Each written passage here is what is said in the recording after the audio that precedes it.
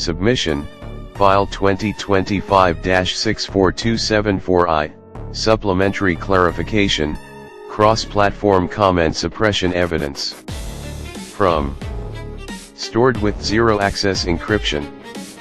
The sulfurgod@protonmail.com. The sulfurgod@protonmail.com. Star message. Ghosting. 1:15 p.m. Sunday, December 14, 2025 at 1:15 p.m. to HRTO.registrar@ontario.ca. HRTO.registrar@ontario.ca. KDP contract notice at amazon.com. bnlegal@bn.com. Hide details. Sunday, December 14, 2025 at 1:15 p.m. Submission, File 2025-64274I, Supplementary Clarification, Cross-Platform Comment Suppression Evidence. December 14, 2025 Registrar and Parties. The applicant submits the following clarification regarding the supplementary evidence of cross-platform comment suppression filed December 14, 2025. The screenshots of shadow-deleted comments were recovered from archived sources dating to December 2022, during a period of hospitalization following the Kingston Road incident detailed in prior filings. This evidence predates the current application and demonstrates that suppression of the applicant's expression has occurred across multiple platforms for several years, not solely in response to this proceeding. The pattern of comment hiding visible in archives but not on live profiles supports the claim of coordinated interference with the applicant's ability to engage with audience feedback. This long-standing suppression strengthens the reprisal claim under S.8 of the Code by illustrating a consistent effort to isolate the applicant and diminish the reach of creed-related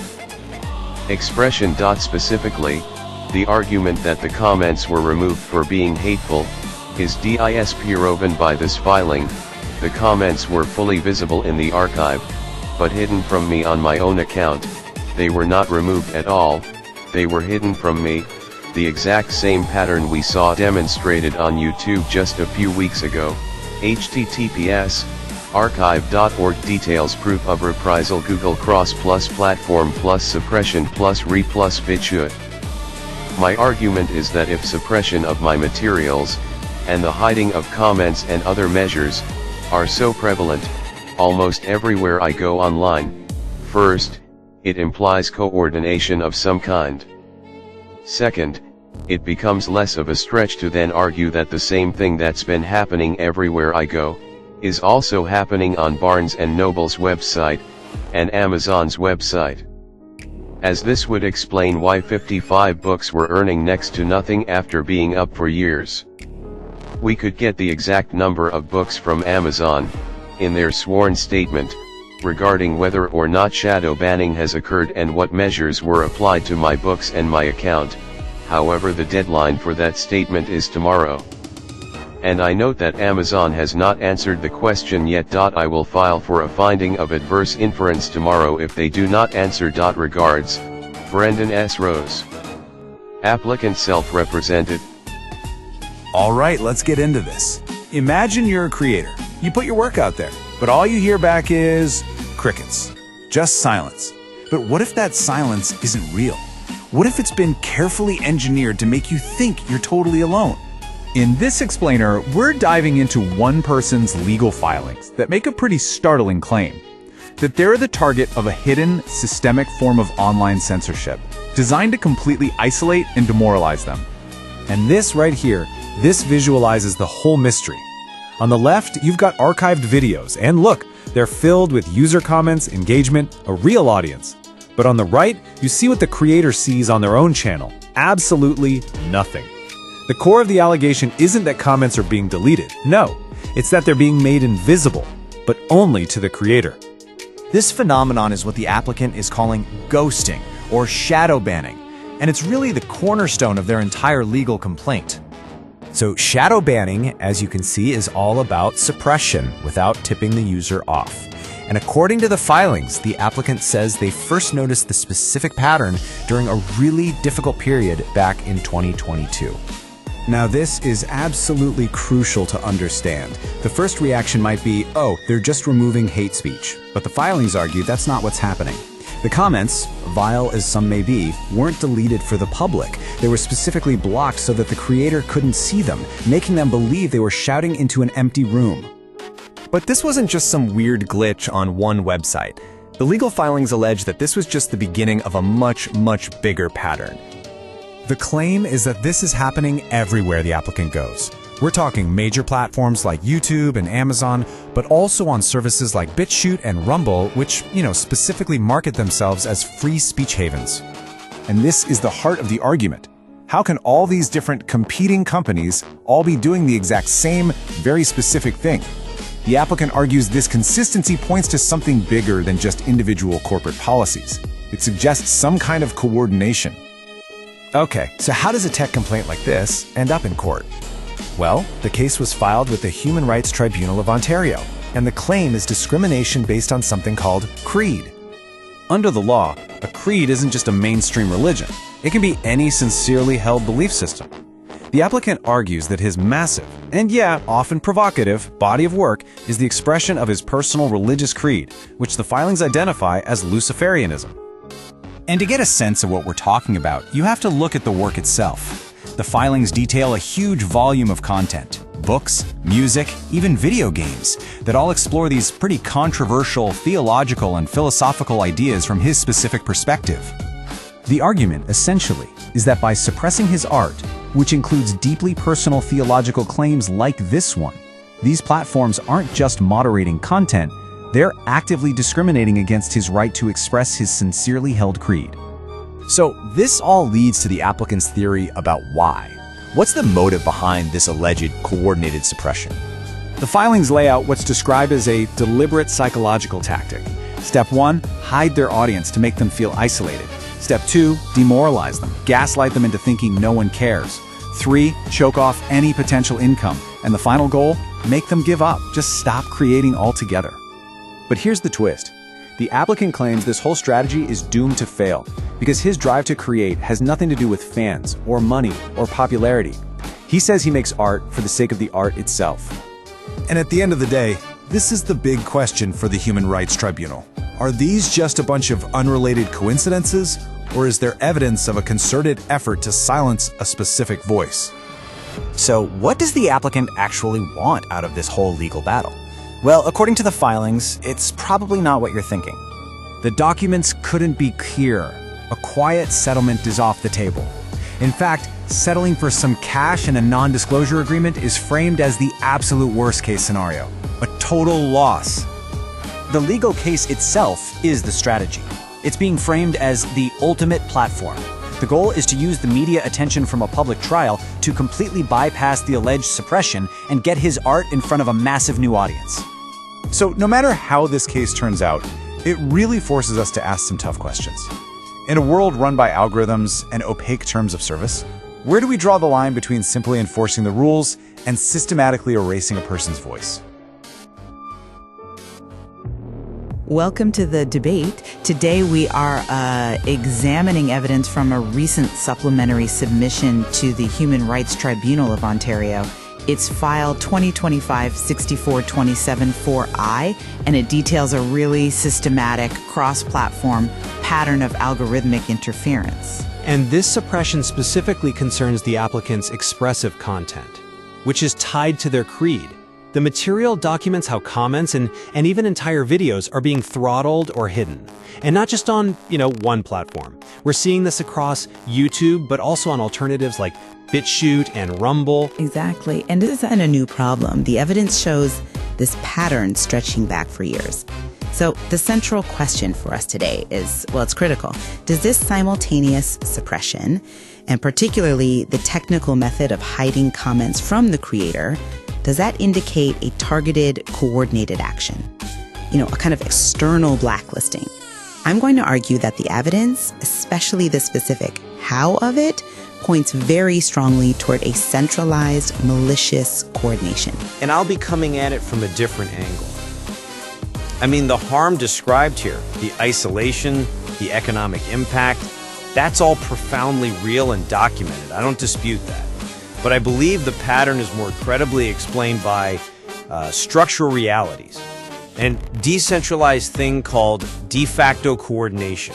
It's where platforms acting independently adopt very similar policies to mitigate shared regulatory risks, and that creates this powerful illusion of a top-down conspiracy where one might not actually exist. Okay, so let me start by focusing on the timeline and the technical intent. The applicant's evidence makes it pretty clear this campaign of suppression is not just a reaction to the current HRTO filing. The pattern of hiding comments, for instance, on BitChute, dates back to December 2022. We know this from archive snapshots that show comments that were completely invisible to the applicant, and this was while the applicant was hospitalized after that violent incident at Kingston Road. Right. So that long timeline is crucial. It shows a persistent long-term strategy of isolation that actually predates the formal litigation. And the mechanism itself, hiding comments from the creator while keeping them in archives, that serves a very precise psychological function. The filing calls it insane and evil gaslighting by Google. And it's designed specifically to demoralize the applicant, to make them feel like they're totally alone. So when this very personal tactic reappears recently on YouTube with videos getting 0 to 3 views before being terminated, it cuts off their income, their audience. The inference of coordination becomes, I think, not just reasonable, but necessary. This looks like a tailored attack. I absolutely acknowledge the significance of that timeline. The fact that these actions started well before the current litigation, it does suggest a long-term risk profile associated with the applicant's content. But the explanation doesn't have to be malicious or explicitly coordinated. This phenomenon, de facto coordination, holds that even if platforms operate under different terms of service or, totally different philosophies like these free speech sites, they are all subject to the same overwhelming regulatory and commercial pressures. If the content is consistently flagged as toxic, and we know some of the applicant's works, like Luciferianism or the Valhalla Arc, contain very extreme themes, even by the applicant's own admission, advocacy of violence, then the algorithms are going to converge. They adopt similar policies to avoid being flagged, especially when content generates, and I'm quoting the submission here, vile, racist, anti-Semitic, misogynistic, third-party comments. It's risk management. A 2025 EFF report detailed this very thing. It happens without emails or phone calls. They just apply the same risk-averse logic to a high-profile, controversial user, and that creates the effect of systemic isolation. Okay, but that brings us to the technical mechanism, which is, I think, the heart of our disagreement. If the goal was just to de-risk the platform, to enforce a policy against toxic comments, the standard procedure is just to delete them globally. But the evidence shows the comments were visible in archives, preserved for the record, just blocked from the applicant's view. Right. That distinction between hiding and deleting is critical, because it speaks directly to intent. Hiding the comments, as we saw with BitChute back in 2022, it's a precise, personalized psychological weapon. A standard, non-malicious algorithm for public moderation doesn't usually have this kind of creator targeting function. This technical choice serves the stated purpose to demoralize and gaslight me. It suggests targeted human intervention, or at the very least, a highly specific command designed to isolate this specific person. I understand why you're leaning so heavily on the psychological effect. The isolation and demoralization are undeniable consequences. But we have to be careful not to conflate the severity of the psychological effect with definitive legal proof of explicit external coordination. While it is cruel, the hiding mechanism could be a standard automated function of aggressive moderation tools. We call it shadow banning. But is it standard to do it that way? Well, platforms use these tools when a user's content or the conversation it sparks is perpetually borderline. The system might automatically filter those comments from the creator's view to stop them from engaging in a way that could escalate policy violations, or, arguably, to shield the creator from harassment.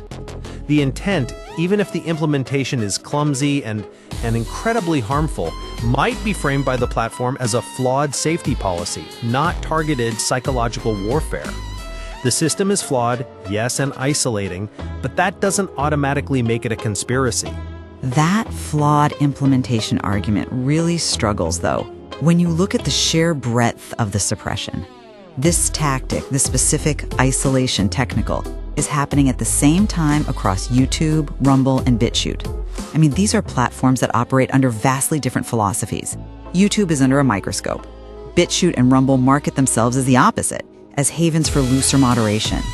If policy convergence was the only driver, you'd expect to see different implementations, right? Maybe deletion on YouTube, but just demotion on BitChute. Instead, we see the exact same isolation tactic, hiding comments across these supposedly unrelated companies. That simultaneous pattern points directly to shared infrastructure or shared pressure or some external entity calling the shots. But why assume that kind of convergence is impossible? The common denominator here is the specific, highly controversial content and the high-stakes legal framework it's all wrapped up in. The applicant's core materials, the creed, the books, the filings, they're all public. So once the creator's identity and their risk profile are indexed, and let's be honest, the content involves complex, extreme themes, the response becomes preemptive. Think about global regulations, like the EU's Digital Services Act. The threat of frameworks like that pushes even free speech platforms to adopt similar internal filtering to protect their entire operation. They aren't coordinating to attack the applicant. They're independently coordinating to protect themselves from the risk the applicant's profile represents. That's policy alignment. It's a textbook case of structural convergence.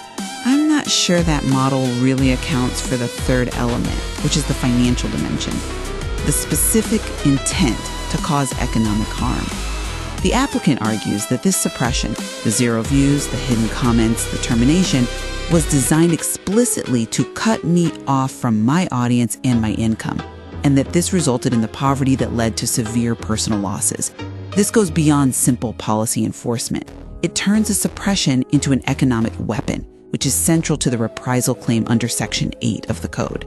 We're arguing that intentional algorithmic strangulation created a form of cruel and unusual treatment by stripping away their livelihood. The tragic financial consequence is, of course, a severe outcome, and the impact is devastating. However, that loss of income is the inevitable outcome of any aggressive platform restriction. If the platforms have decided that the material, even if it's part of a sincerely held creed under the Amselem standard, poses an unacceptable risk to their community guidelines, they will strip monetization and views. They're reacting to the risk profile, not necessarily executing a coordinated strategy to inflict financial ruin. Platforms want to de-risk their advertising inventory. The economic strangulation is a severe secondary effect of that commercial self-preservation, not necessarily the primary coordinated intent. I understand the distinction, but the timeline keeps bringing me back to malice. I mean, if we accept the applicant's argument that they make art, for its own sake, not for fans or money, then cutting off the audience and creating that sense of isolation becomes the primary goal. It's not just financial risk management. The 2022 incident shows this psychological tactic was in use long before the HRTO filing gave them a clear regulatory risk signal. This strongly suggests the intent was, and still is, demoralization and gaslighting, a targeted psychological and economic strategy, not just policy compliance. If it were just policy, why use a method designed to make the creator feel alone, instead of just deleting the comments? The specificity of the harm demonstrated across multiple platforms years apart implies a level of explicit targeting that I don't think policy convergence can fully justify. But the core issue is that highly sophisticated risk-averse algorithms can produce highly targeted psychological effects. The system learns that this user's content generates high-risk interaction, those vile racist comments you mentioned. So to manage that risk without global deletion, which is often seen as heavy-handed, the platforms use sophisticated shadow banning. It's designed to reduce the network effect of the content, and that includes reducing what the creator sees on their own dashboard. The isolation is engineered, I agree, but it may be engineered by code responding to a risk profile, not by a cabal of people planning psychological warfare. The fact that it happened across platforms just confirms how powerful this de facto convergence is when faced with a universally flagged high-risk user. So the material we've examined provides, I think, compelling technical and chronological evidence. The timeline going back to 2022 and the very precise technical mechanism of hiding comments for isolation. It all suggests a level of personal, coordinated, and long-term interference targeting the applicant.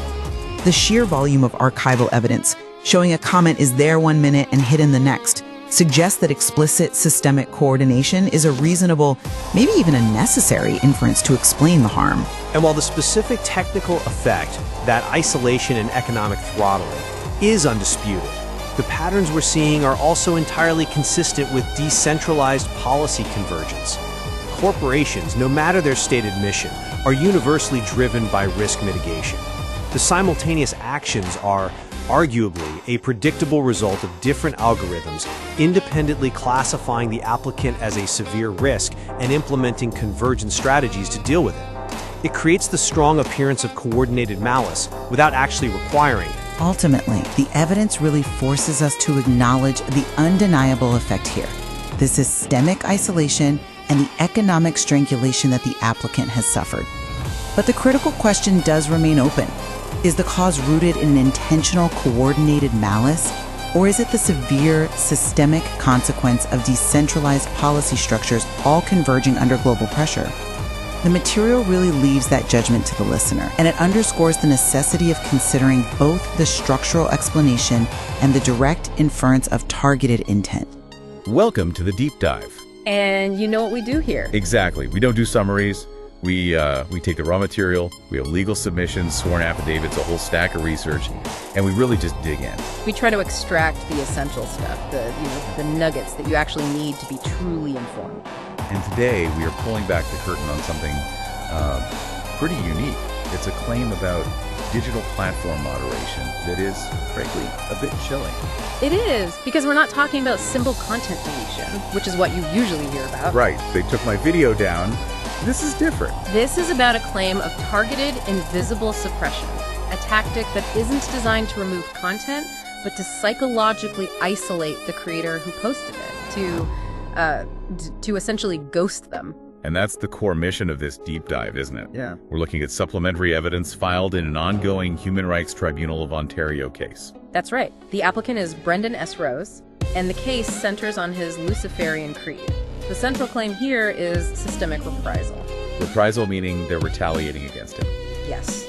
The claim is that his digital expression, which he sees as liturgical, as part of his religion, is being actively and systematically hidden. And not just on one platform. No, across multiple, seemingly unrelated platforms. That's the key. The sources we have for this are, well, they're exceptional. We're looking at formal legal submissions to the HRTO, file number 2025-64274-I. And sworn affidavits. Some of them detail some really heartbreaking personal loss.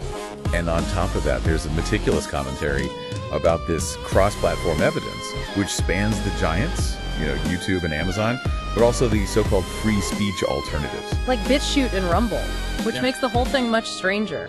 The nuance here is so important, and it's really what separates this case from the typical censorship disputes we see all the time. It is paramount, and you, the listener, really need to grasp this distinction. This isn't just about a platform saying, this content violates our rules, it's gone. The allegation is about a sophisticated, long-running tactic. It's about suppressing visibility, suppressing community engagement, and the applicant claims this started long before this current lawsuit was even a thought.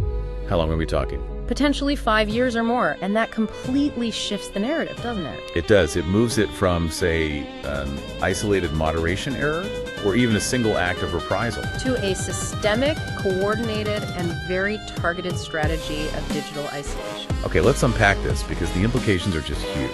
If this is a deliberate strategy, we need to understand the mechanics of it. How does this invisible suppression allegedly work? And why does he use a term like gaslighting to describe it?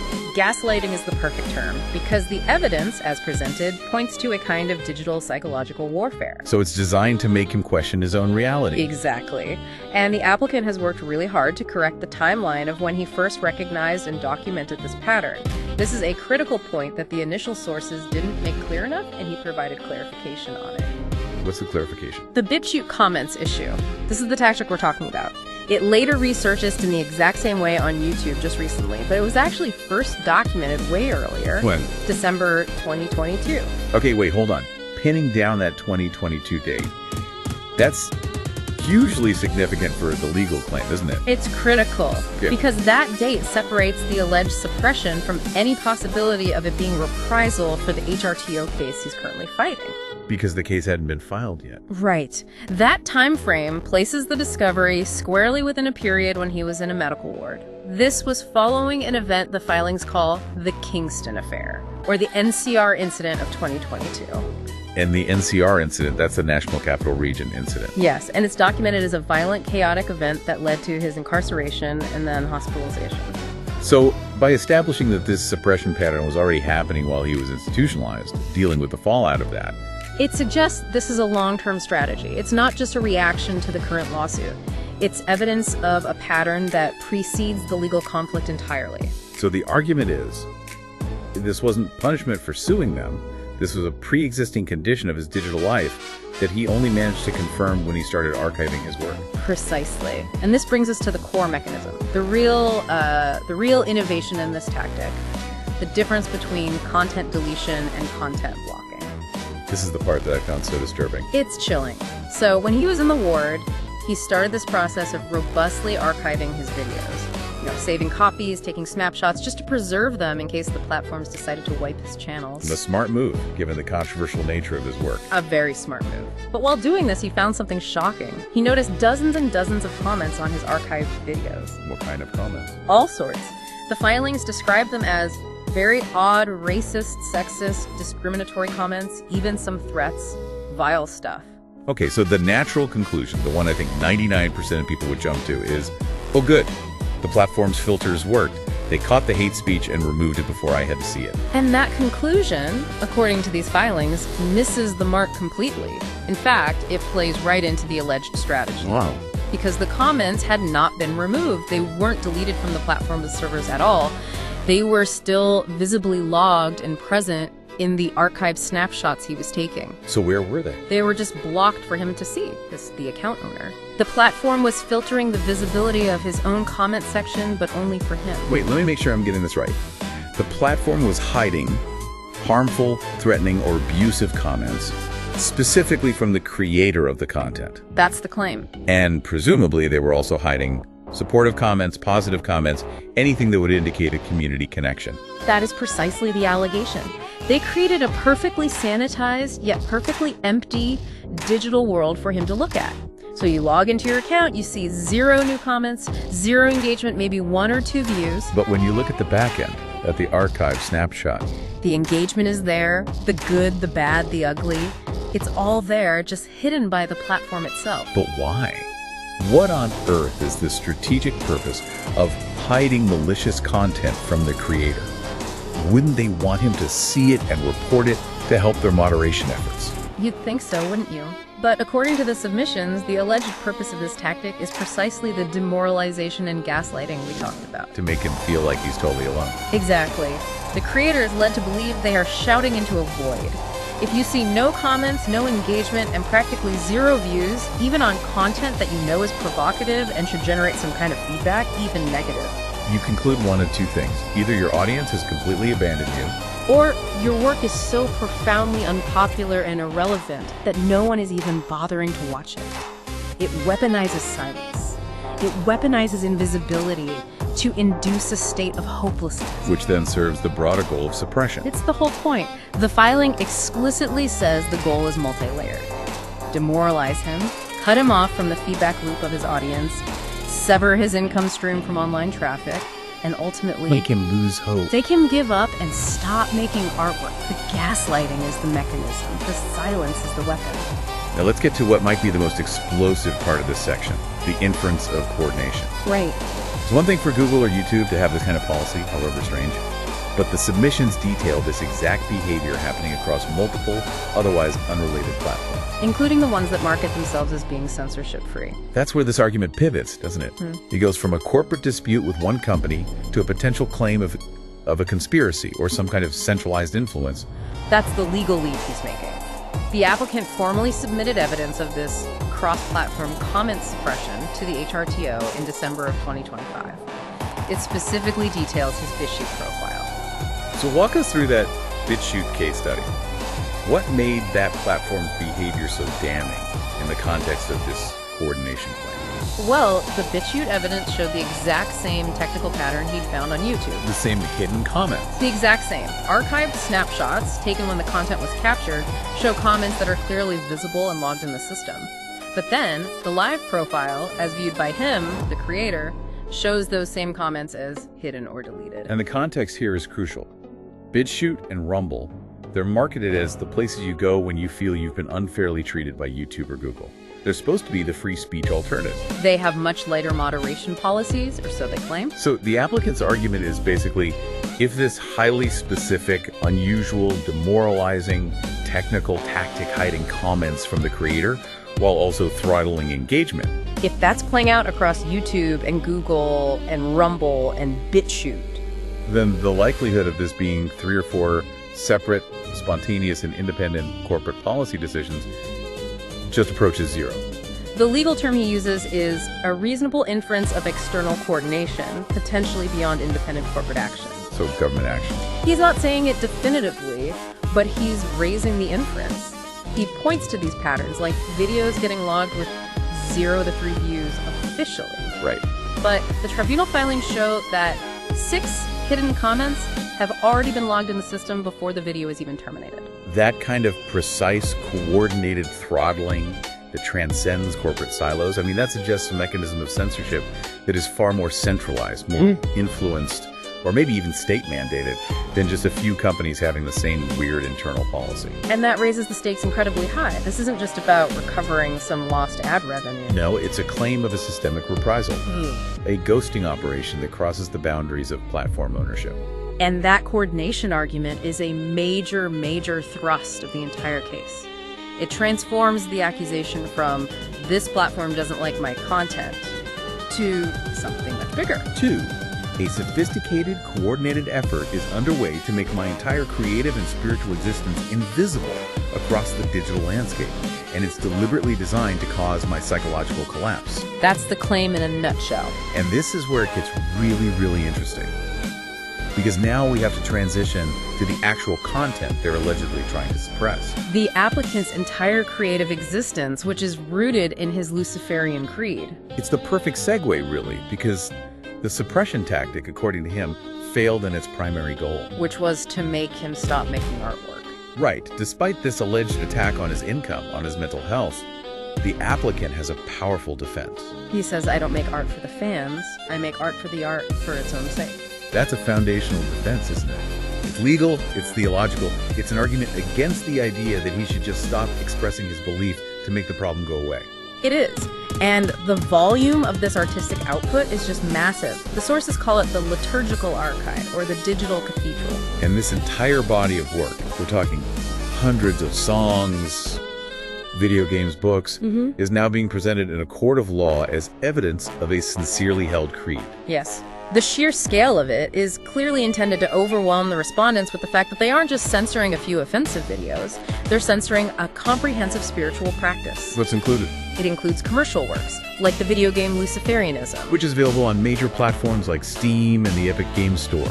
Correct. So he's treating a video game as a religious text, and then there are the musical archives. Which are just colossal, right? And colossal is the right word. We have these massive collections like The Horror at Kingston Road, and Valhalla, the NCR Attack and Imprisonment. The Valhalla is the one that's, 42 tracks? Focusing on the aftermath of that incident and what he calls the attempted murder arc he went through? Yes. But the centerpiece, just in terms of sheer volume, has to be Alas in Wonderland. How big is that? It's a collection of 349 tracks.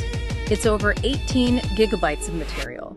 It represents hundreds and hundreds of hours of documented spiritual practice.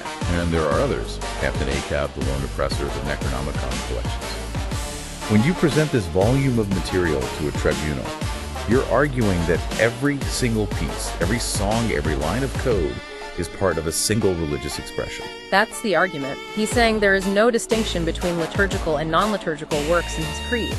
Every song, every video, every book is a sacrament, a documented step on his spiritual path.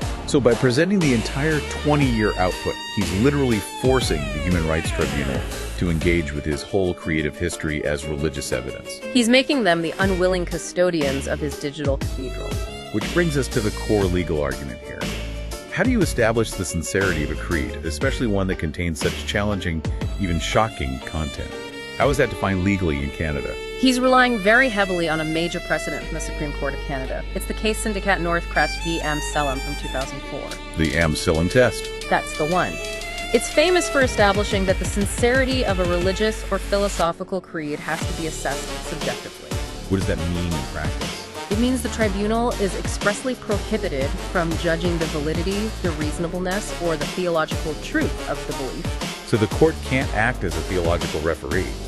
They can't say, well, our understanding of Luciferianism is X, and your art isn't X, so your claim fails. Precisely. The court's only job is to determine whether the applicant genuinely holds this belief. It doesn't matter if it seems reasonable or orthodox or even sane to an outside observer. So how does he prove that subjective sincerity?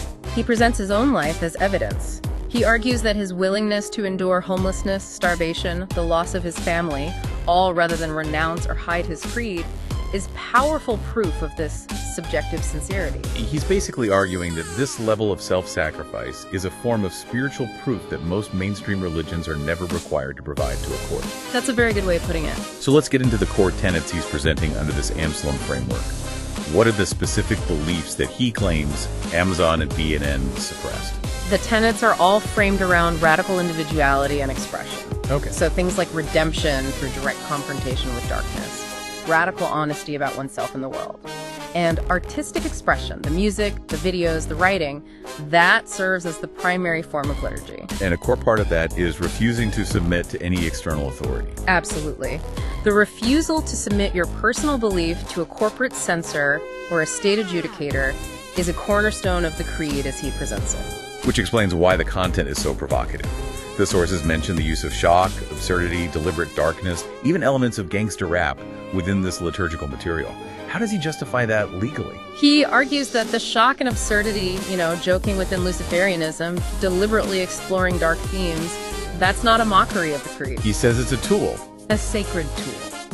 A tool for confronting hypocrisy, for confronting internalized darkness and societal repression. He frames satire, laughter, the ridiculous as necessary liturgical acts designed to break through conventional barriers and force a confrontation with reality. He also proactively addresses his own past violent content, specifically that Valhalla arc, which chronicled an attempted murder arc. That seems like a massive liability in a human rights case. It is a massive liability, but he frames it within a redemptive arc, which is another key tenet of the creed. So he gets out ahead of it? He does. He proactively explains that the violent works are necessary context for his journey towards what he calls a peaceful path of nonviolent creative expression. He details this transformation from a murderer in waiting, which is the mindset he claims to have held before 2024, to his current state of nonviolence after April 2024. So the violent art is presented not as advocacy for violence, but as essential autobiography. It's the before picture in a spiritual transformation story. The art documents a change of heart. Exactly. And this is critical to his legal argument. If Amazon and BNN censored those early, darker works, he argues they were stifling the necessary context for the conclusion of his religious process. They were censoring the transformation itself. And this aligns with his tenet of the absolute redeemability of every human soul. He demonstrates this artistically by immortalizing even figures like historical murderers. There's a musical called Bernardo Me. He frames this as an act of radical forgiveness and transfiguration, not glorification. So by censoring the dark path, they are preventing the expression of the redemptive destination. That is a very sophisticated argument to make under the umbrella of religious freedom. It connects right back to that living cathedral concept. The entire body of work, the light and the dark, the past violence and the current peace, it all has to exist as a single evolving liturgical document. If the respondents burn the early chapters, they are, in his view, suppressing his core religious process. Let's shift dramatically now. We need to talk about the real-world impact of all this alleged censorship. The stakes of suppression are detailed as severe personal and financial destruction. They are. The filings directly connect the alleged suppression on platforms like Amazon and Barnes & Noble to claims of poverty and starvation that the applicant says just destroyed his life. And the argument is causal. A direct causal link. He argues that the 20-year suppression of his income, he describes receiving pennies on 50-plus books when he sort of had scaling revenue. that this is what prevented him from saving his family, from maintaining adequate health and living conditions. The implication is crystal clear. If the platforms had just allowed his work to monetize fairly, this catastrophe wouldn't have happened. The poverty led to the loss of his wife and son, but the most emotionally devastating piece of evidence submitted involves the death of his animal companion. Yes. The affidavit about the death of his cat, Loki. He's also referred to as Neko, or just the unnamed cat in the censored book, The Subhuman. This is central to his claim for aggravated damages. The cat was literally in the book that was censored. Its picture was, which makes its death this grim, awful footnote to the suppression claim. So how does an affidavit legally establish causation? How do you connect a platform's moderation decision in Silicon Valley to the death of a pet in Ontario? That's a staggering legal leap to me. He argues a direct causal chain, and it's supported by sworn testimony. The affidavit claims the cat died in squalor and hellish conditions, suffering and coughing as he died in my arms. That's horrific. It is. And then the critical legal link follows. He attributes the death directly to the respondents, specifically Amazon. He claims they killed him. How? By censoring the book that featured the cat's picture. The censorship forced him into extreme poverty, which resulted in unlivable housing conditions infested with roaches and bedbugs, and those conditions directly contributed to the animal's illness, suffering, and death. So the logic is, the algorithm-driven income suppression created the poverty. The poverty created the squalor killed the cat. It's a powerful argument. It's designed to show that the suppression wasn't just a financial loss or a theoretical breach of his human rights.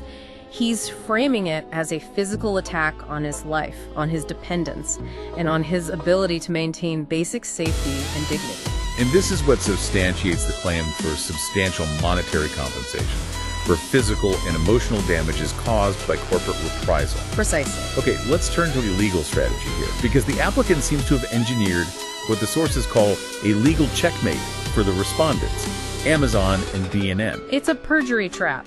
A perjury trap? How does that work? It's a brilliant strategic maneuver.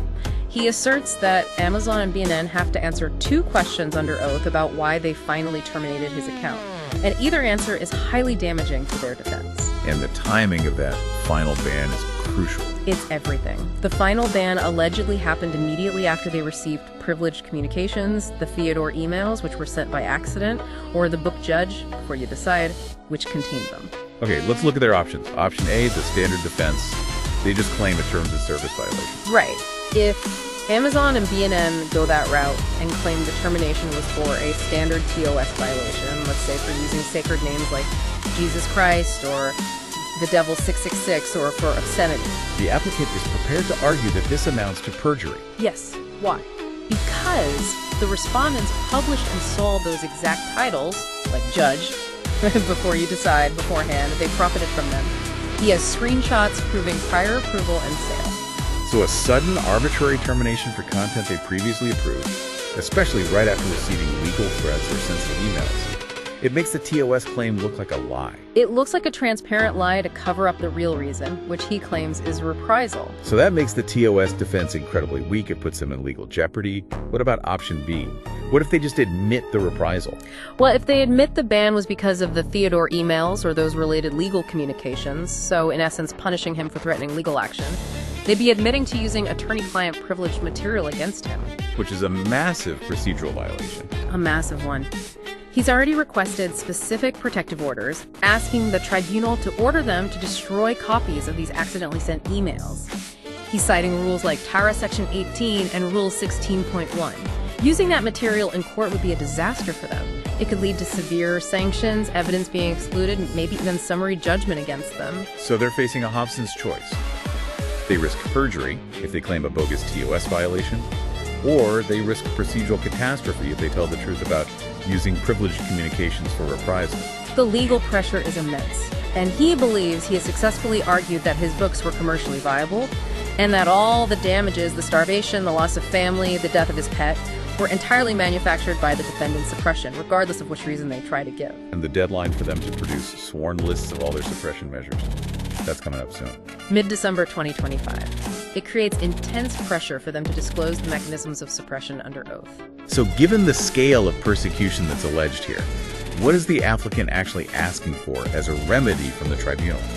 The monetary demands are substantial. He's pursuing $400,000 in monetary compensation. He wants reinstatement of all his publishing accounts. And there was something about a trust. Yes. The establishment of a specialized financial vehicle, a Henson Trust for the awarded funds. That's a specific type of trust used to protect assets for individuals receiving disability benefits, so the compensation wouldn't disqualify him from government aid. But the security demands, those are far outside the standard scope of what a human rights tribunal usually rules on. That's the most extraordinary aspect of the requested remedies. Because the persecution alleged is so high stakes, so life and death, he's asking for extreme security measures. Like what? Secure government housing for himself and anyone affected, an armed protection detail when he's outside, and protective custody if necessary. That's essentially asking the HRTO to mandate executive-level, state-funded security. How on earth does he justify a request like that? He cites his past. The filings use documented evidence, specifically that NCR incident of 2022, as proof of a credible risk that is already known to the court and to government bodies. So he's arguing the risk is concrete, not abstract paranoia, and that the state has to intervene to protect him from the consequences of the systemic reprisal he's exposing. Exactly. And you can also see a tension in the filings between transparency and personal safety. How so? He asks for transparency first. He maintains that public access to the full 20-year Creed archive is central to his beliefs. That's his mission, to share his art. Sealing the proceedings is requested only as a last resort for safety. And he makes a point about a public apology. Yes. He explicitly notes that asking for a public apology would completely conflict with the simultaneous request to have everything sealed for safety. So the demand for a public apology was dropped in favor of sealing the proceedings, if that's what it takes to guarantee the protective measures. Survival and dissemination of the creed outweigh the need for a public victory. That brings us perfectly to the final strategic thrust of this case, the archiving war. Right. Given this persistent threat of mass takedowns because of the litigation, how is he ensuring this massive volume of evidence, this entire cathedral, is kept safe? The core strategy is robust, proactive archiving. He's using archive.org as what he calls his uncensorable home, and this isn't just a casual backup. No, it's a deliberate, massive undertaking. To make the entire 20-year archive, the full canon, available as immutable evidence for the tribunal. This is all the videos, all the music, like Alice in Wonderland of Valhalla, the game Luciferianism. So archive.org becomes his sanctuary, a kind of legal shadow repository? Exactly, but the strategy is even cleverer than that. It's not just about storage, it's about weaponizing the process of censorship itself. What do you mean? He deliberately tags his uploads with the case file number, HRTO 2025-64274I. Ah, I see. So the goal is that any future suppression attempts, like the zero-view counts that were logged right after the platforms received the legal filings, become further, provable evidence of reprisal. He calls this strategy archive to throttle. That's fascinating. By making the censorship process itself part of the evidence trail, the platforms are forced to either stop censoring him or they just keep generating more evidence against themselves. It completely transfers the burden. And he specifically asks the tribunal to direct its own registrar to download and preserve the full contents of his Rumble, SoundCloud, and YouTube channels as official exhibits. Why? He notes they're publicly available, but highly vulnerable to mass takedowns now that the litigation is proceeding. By requesting the tribunal download them, he forces the legal body to become his official, state-sanctioned archivist. We mentioned his past mental health history earlier. How does what the filings call the insanity narrative serve as a strategic legal shield for him? This is another really sophisticated legal maneuver. It's intended to neutralize the defense's main argument. Which would be? That he's delusional. The applicant proactively files sworn affidavits detailing that he was completely insane, suffering from incapacities when he wrote certain books. He's arguing for tolling incapacity, a legal concept that suggests the statute of limitations should be paused during periods of severe mental illness. But why admit to past insanity if his claim of suppression is so rational and evidence-based? It seems counterintuitive. Because it preempts the expected defense from Amazon and the others. Their easiest argument is to say that his claims of shadow banning, zero views, and coordinated suppression are just the delusions of a mentally unstable person. But by owning the instability. By stating under oath, yes, I was incapacitated when I wrote that book, he neuters that argument before they can even make it. He forces the tribunal to look at the physical evidence, the archived screenshots, the zero views, the hidden comments on its own merits, completely separate from his mental state at the time. It turns a perceived weakness into a legal shield. And he also uses this to protect his attorney-client privilege. Yes, it's part of a cleanup effort. He requests specific orders to destroy copies of those privileged emails that were accidentally sent.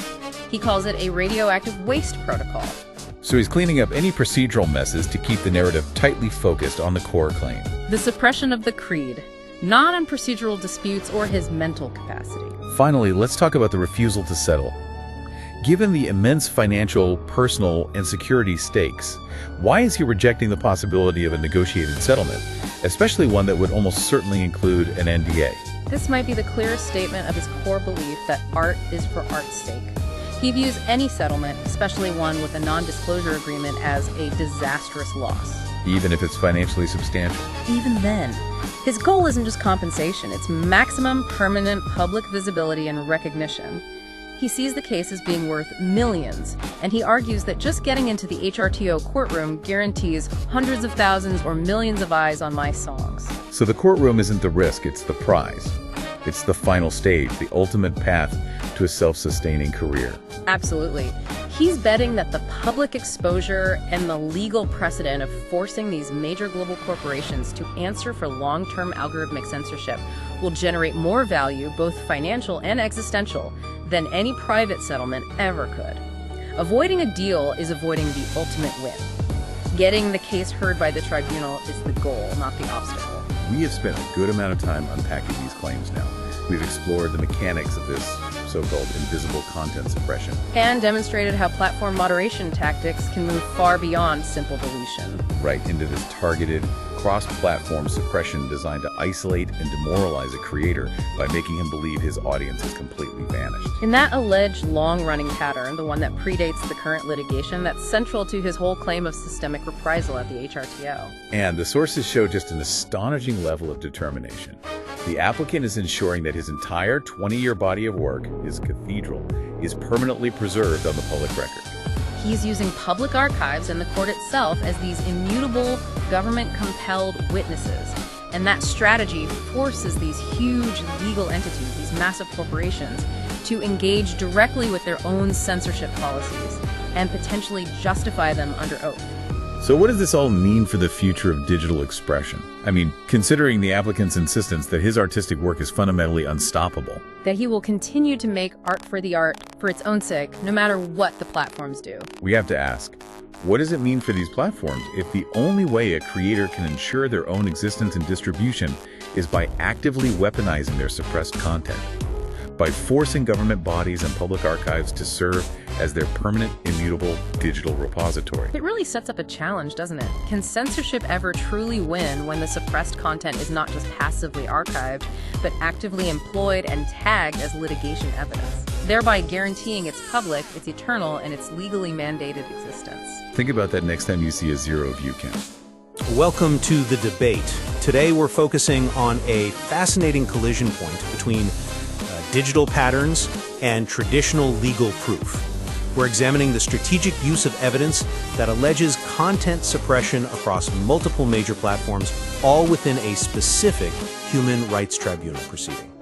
And it's a critical discussion because the core challenge here is really bridging that digital gap between correlation and causation. The central question we're looking at is this: does verifiable evidence of widespread, multi-year shadow suppression, the hiding of audience comments across totally unrelated platforms, does that actually provide enough legal context to support a claim of coordinated reprisal against huge commercial publishers like Amazon and Barnes & Noble? I would argue that it does. I maintain that this multi-platform pattern establishes a powerful case for systemic targeting. It fundamentally strengthens the applicant's reprisal claim under Section 8 of the Code, which, prohibits retaliation for invoking human rights protections. When you see the same specific method of digital throttling across different systems, It really points to a common cause. See, I disagree that a pattern equals a conspiracy in this case. I'm going to argue that while the technical evidence is compelling in showing the capability of these platforms to suppress content, it just fails to establish the necessary legal coordination, that sort of meeting of the minds, that you would need to bind separate, unrelated commercial companies into a long-term unified scheme targeting one person. It looks more like technological parallelism, not legal collusion. Well, let's look at the filing. The evidence presented in the applicant's supplementary filing from December 14th, it forces a really critical chronological shift. We now have objective archival screenshots of so-called shadow-deleted comments recovered from sources that go all the way back to December 2022. This is right after a major public controversy that's been detailed in prior filings. And this historical evidence, it serves two really critical functions. First, it objectively disproves the common defense that the content was removed for, violating terms of service. They weren't deleted. The comments were fully visible in the archive, but hidden from the applicant on their own profile. That is a clear illustration of digital isolation. Right. And that is a powerful point about the method hidden removal versus outright deletion. That definitely supports the isolation claim against the immediate platforms. Exactly. And second, the filing argues that because this precise method of suppression is now documented as being prevalent almost everywhere the applicant is online, it becomes, while the filing says less of a stretch, to argue the exact same action explains why 55 commercial books on Amazon and BNN earned next to nothing over several years. This long-standing cross-platform pattern proves a deliberate, consistent interference that was intended to diminish the reach of their creed-related expression. It reframes what looks like a simple market failure as intentional systemic suppression. I find the evidence of isolation on specific platforms, like the parallel that's documented where video content got, 0 to 3 views and had 6 hidden comments, to be persuasive. It's persuasive proof of suppression by that platform, say Google. However, the legal architecture, it just can't support extending this inference to establish a coordinated, intentional action across completely separate corporate entities like Amazon KDP and Barnes & Noble Press, not without a shared motive or some kind of communication trail. The fact that various platforms use these shadow banning or throttling techniques, it only confirms there's a widespread algorithmic vigilance. They're responding to content flagged as controversial. It suggests that these platforms independently conform to a digital moderation zeitgeist, to protect themselves from regulators or advertiser backlash. So to the user, it looks like coordination, but legally it lacks the actual conspiracy required to bridge that gap between a social media site and a book publisher. I just don't think the timeline alone carries the weight you're suggesting, because we have to address the most immediate challenge raised by opposing counsel. What's being called the insanity narrative. The tribunal record has documents where the applicant admits to being completely insane or psychotic during that key period back in 2022. Now, this is a devastating legal tactic. It's not a judgment on the applicant's mental state, but it is a strategic move by the defense to sow doubt on the legal reliability of the witness's perception of events. If the applicant's state of mind at that time is questionable, how can the tribunal reliably accept the perception of a hidden, widespread conspiracy shadow banning from that same period as clear, objective evidence binding Amazon and BNN? The defense is trying to turn the claim from "here are the facts" into "here is an unreliable interpretation." Sure, but that skepticism is completely neutralized by the evidence itself. The applicant isn't relying on memory or perception. They recovered objective physical screenshots from external archives. These archives document the existence of the comments and the fact they were hidden on the live profile. The manipulation is proven by external data, regardless of the applicant's state of mind at the time. Furthermore, the current filing explicitly connects this historical method, the hiding of comments, to the exact same pattern we saw demonstrated on YouTube just a few weeks ago, where evidence videos were suppressed. If this systematic suppression, which is designed to prevent the applicant from growing or becoming famous or gaining an income, is so consistently applied everywhere the applicant goes online, the sheer scale of it argues powerfully for coordination of some kind. This goes way beyond mere coincidence or a few algorithmic quirks. I still maintain that the scale of the pattern isn't enough to prove a conspiracy. The evidence you cited, the targeted suppression of the HRTO evidence videos, That demonstrates clear reprisal by that specific platform. I grant you that.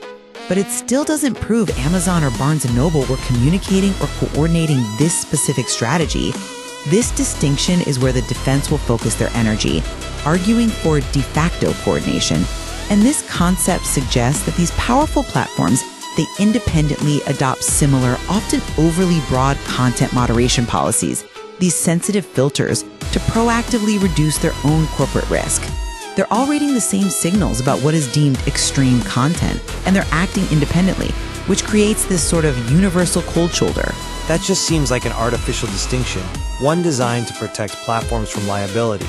Requiring a smoking gun email between tech CEOs to prove coordination is functionally impossible in this age of platform liability and automated moderation.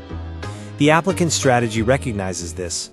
When systemic harm linked to create expression is demonstrably inflicted by a shared method, this hidden throttling, across highly diverse business models, that shared method is the coordination, whether there was a formal contract or not. The fact that the books failed commercially due to a pattern identical to the digital isolation happening everywhere else, that shifts the legal onus. We're not just debating whether they can suppress, we're debating whether the observable systemic result of their actions constitutes a coordinated effort to suppress expression and retaliate. But the law has always been incredibly cautious about expanding conspiracy claims based only on parallel action.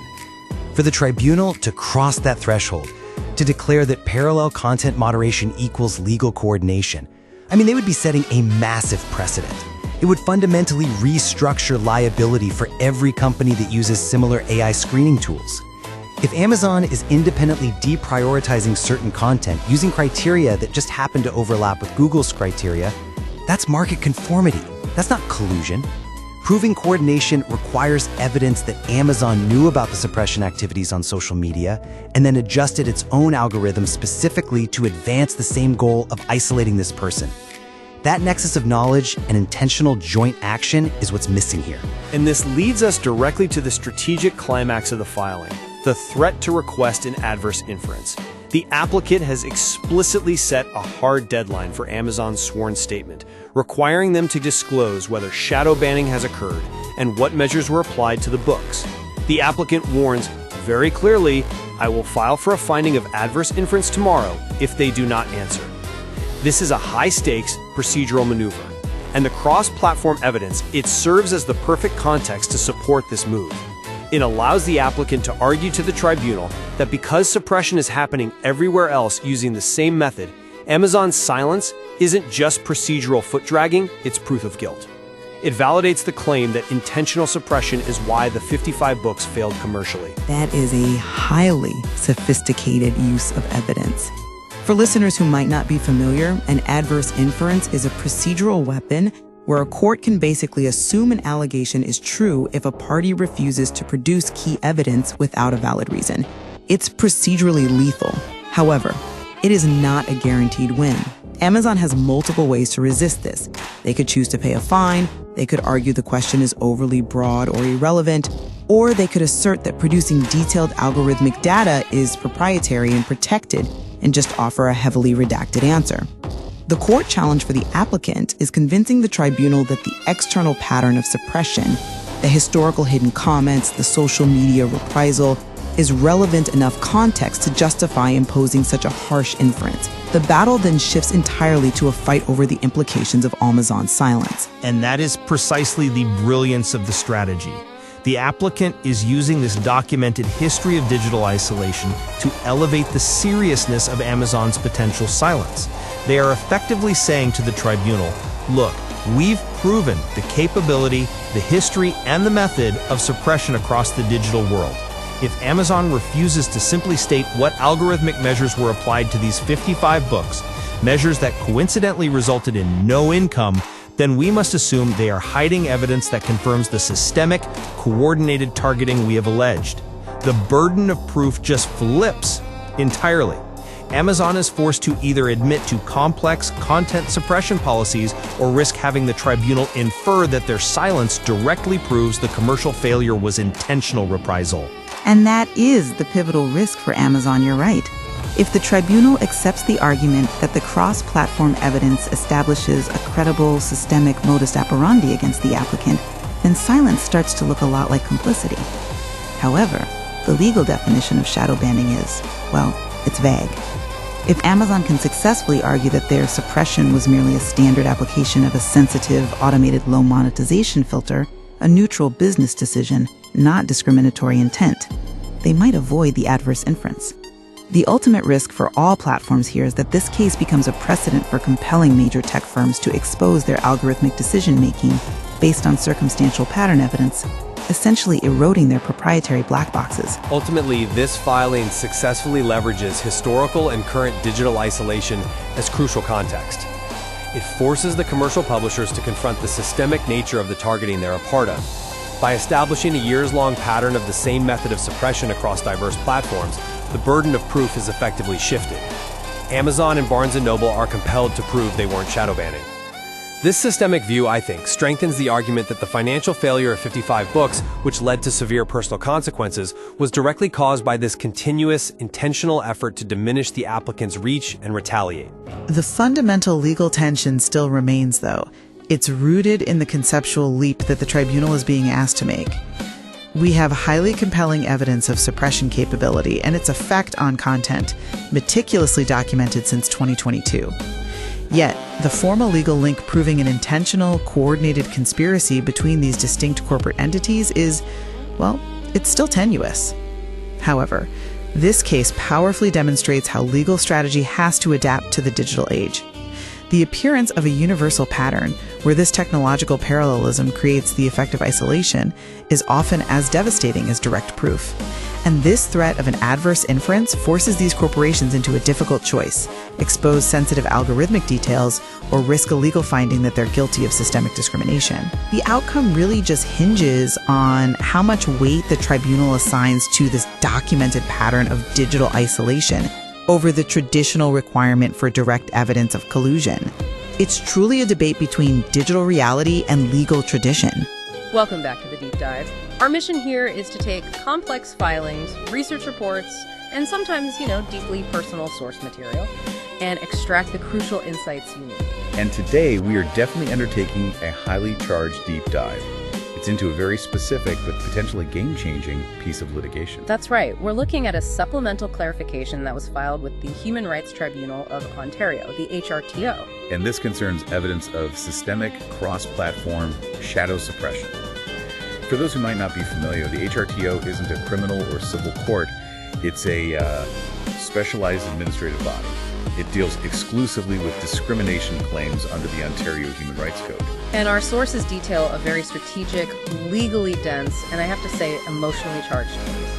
It's brought by an applicant against two of the largest publishing and distribution giants on the planet, Amazon and Barnes & Noble.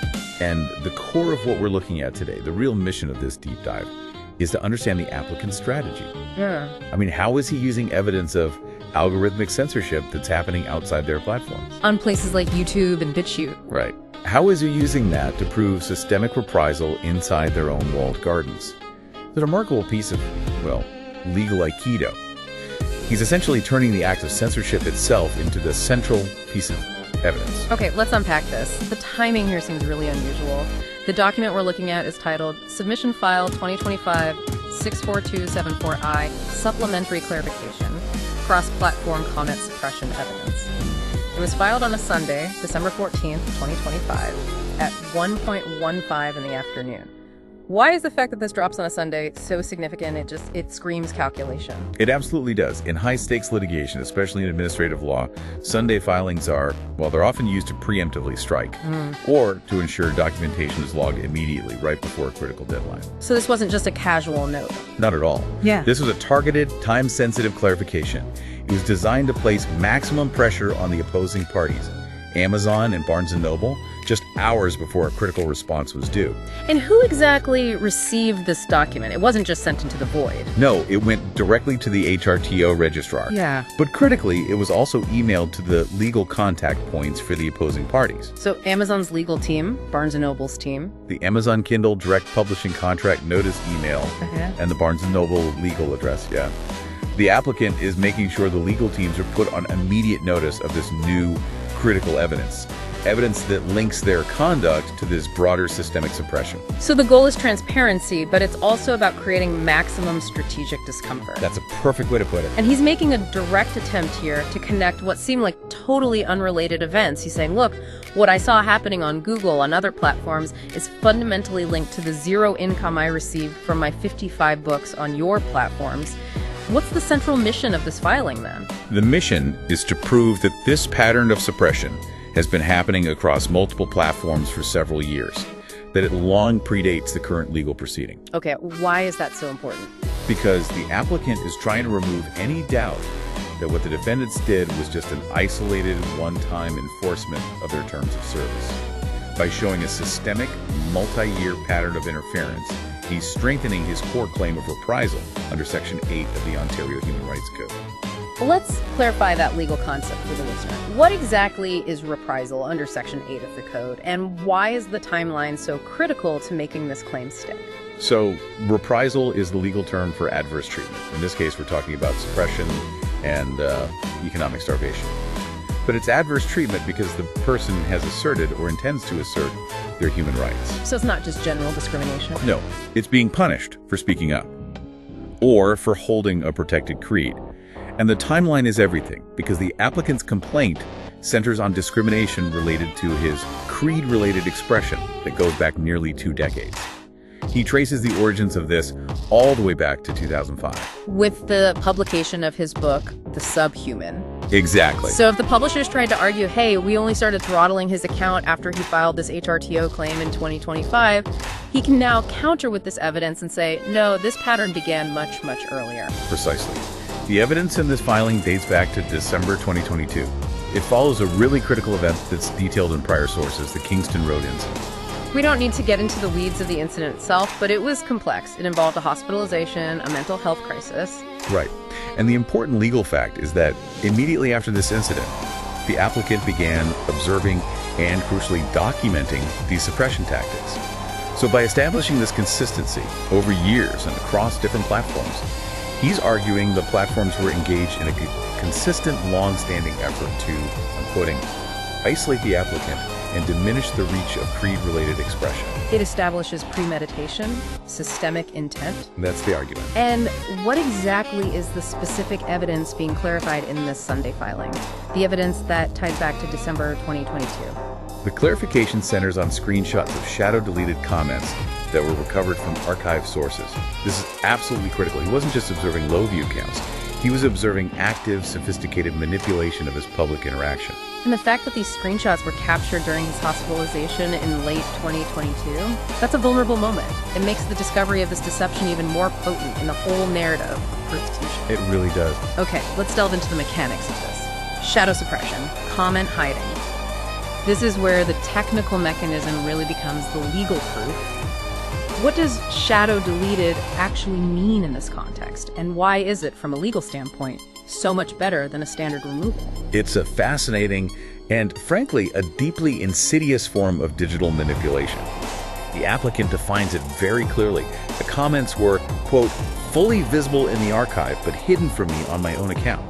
Okay, break that down. Think of it this way. If you post a comment and the platform doesn't like it, they have 2 choices. Choice 1, delete it. Simple.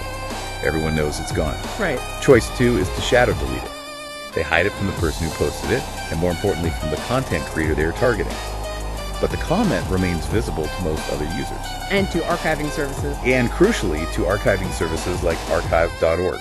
That's the key. So why hide it only from the creator? What's the psychological game being played here? Well, the applicant argues that this mechanism is specifically designed for psychological isolation. If you, the creator, log into your YouTube channel or your publisher dashboard and you see 0 comments, 0 feedback, 0 sales, what's the natural conclusion? That my work is bad, I'm irrelevant, I'm talking to a void. Exactly. The applicant states this led him to believe he was isolated and alone.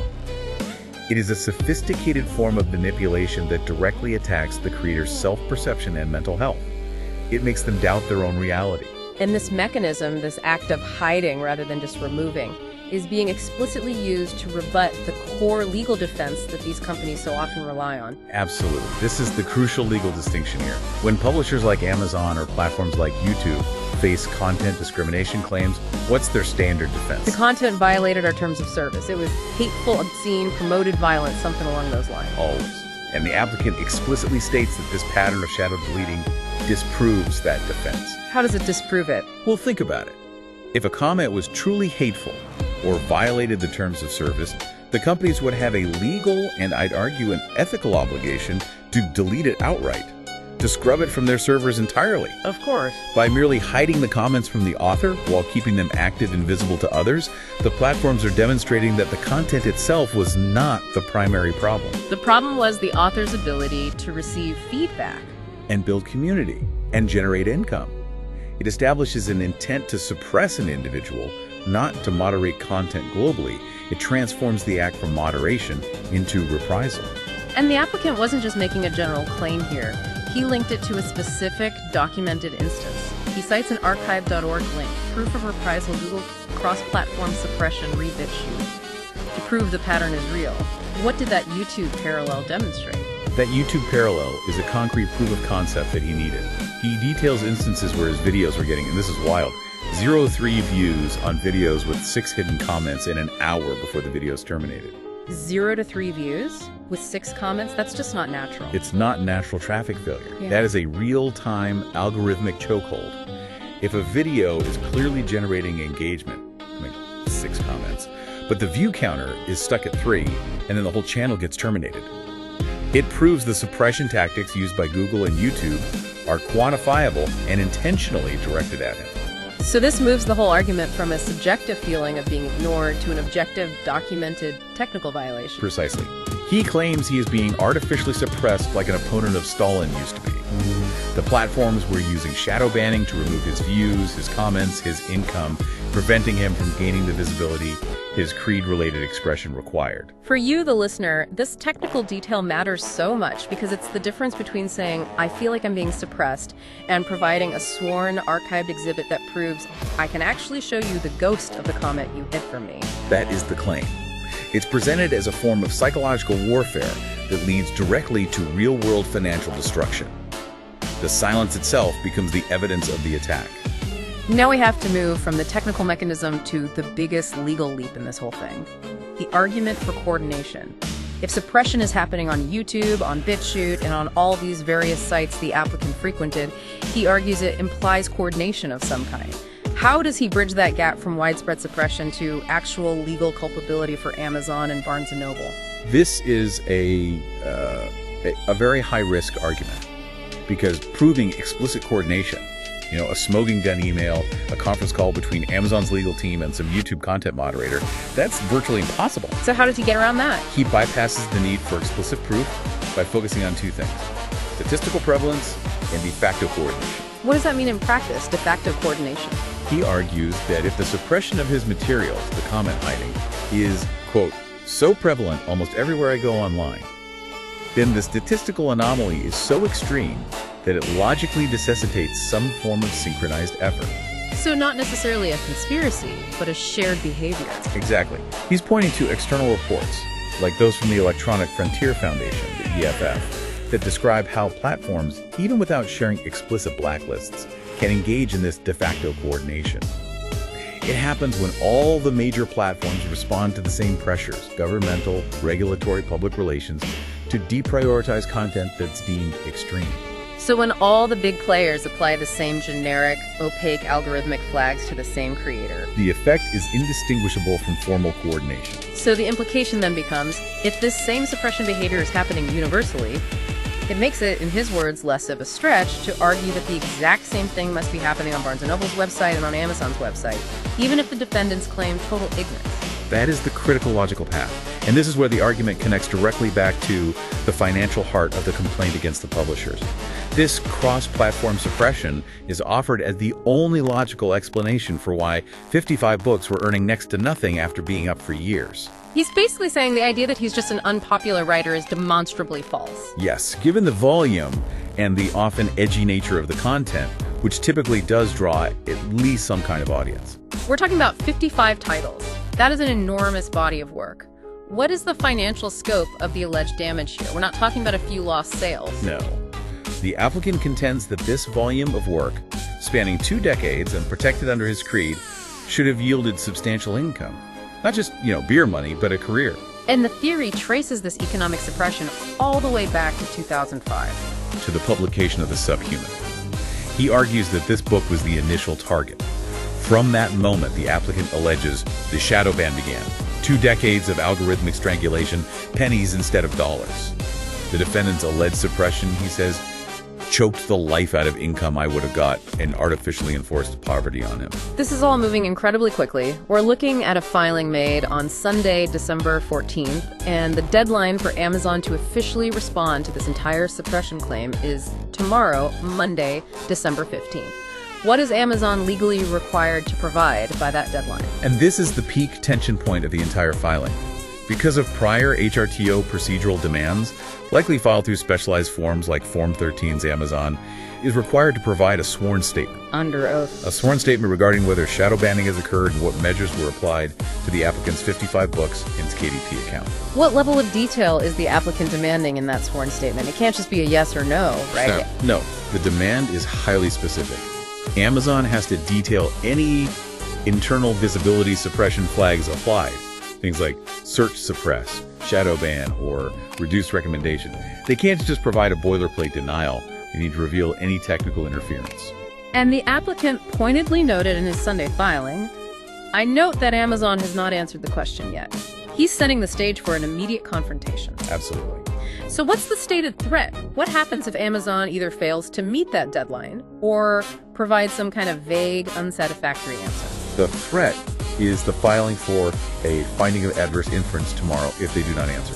This is not just a request, it is a formal legal maneuver. And a finding of adverse inference is a really serious procedural sanction the tribunal can levy when one party fails to produce relevant evidence that's in its possession. So if Amazon refuses to answer the suppression question, the tribunal can legally assume what exactly? They can assume the worst, legally speaking.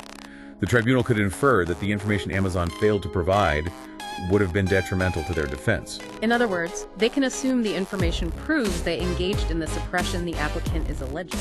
That's it. It essentially allows the applicant to use Amazon's silence as proof of their guilt regarding shadow banning. This entire gambit is designed to force their hand, either disclose the internal technical flags or whisk the tribunal legally concluding that the shadow banning happened anyway. Okay, let's delve deeper into these legal strategies. This has been referred to as a perjury trap aimed squarely at Amazon and Barnes & Noble.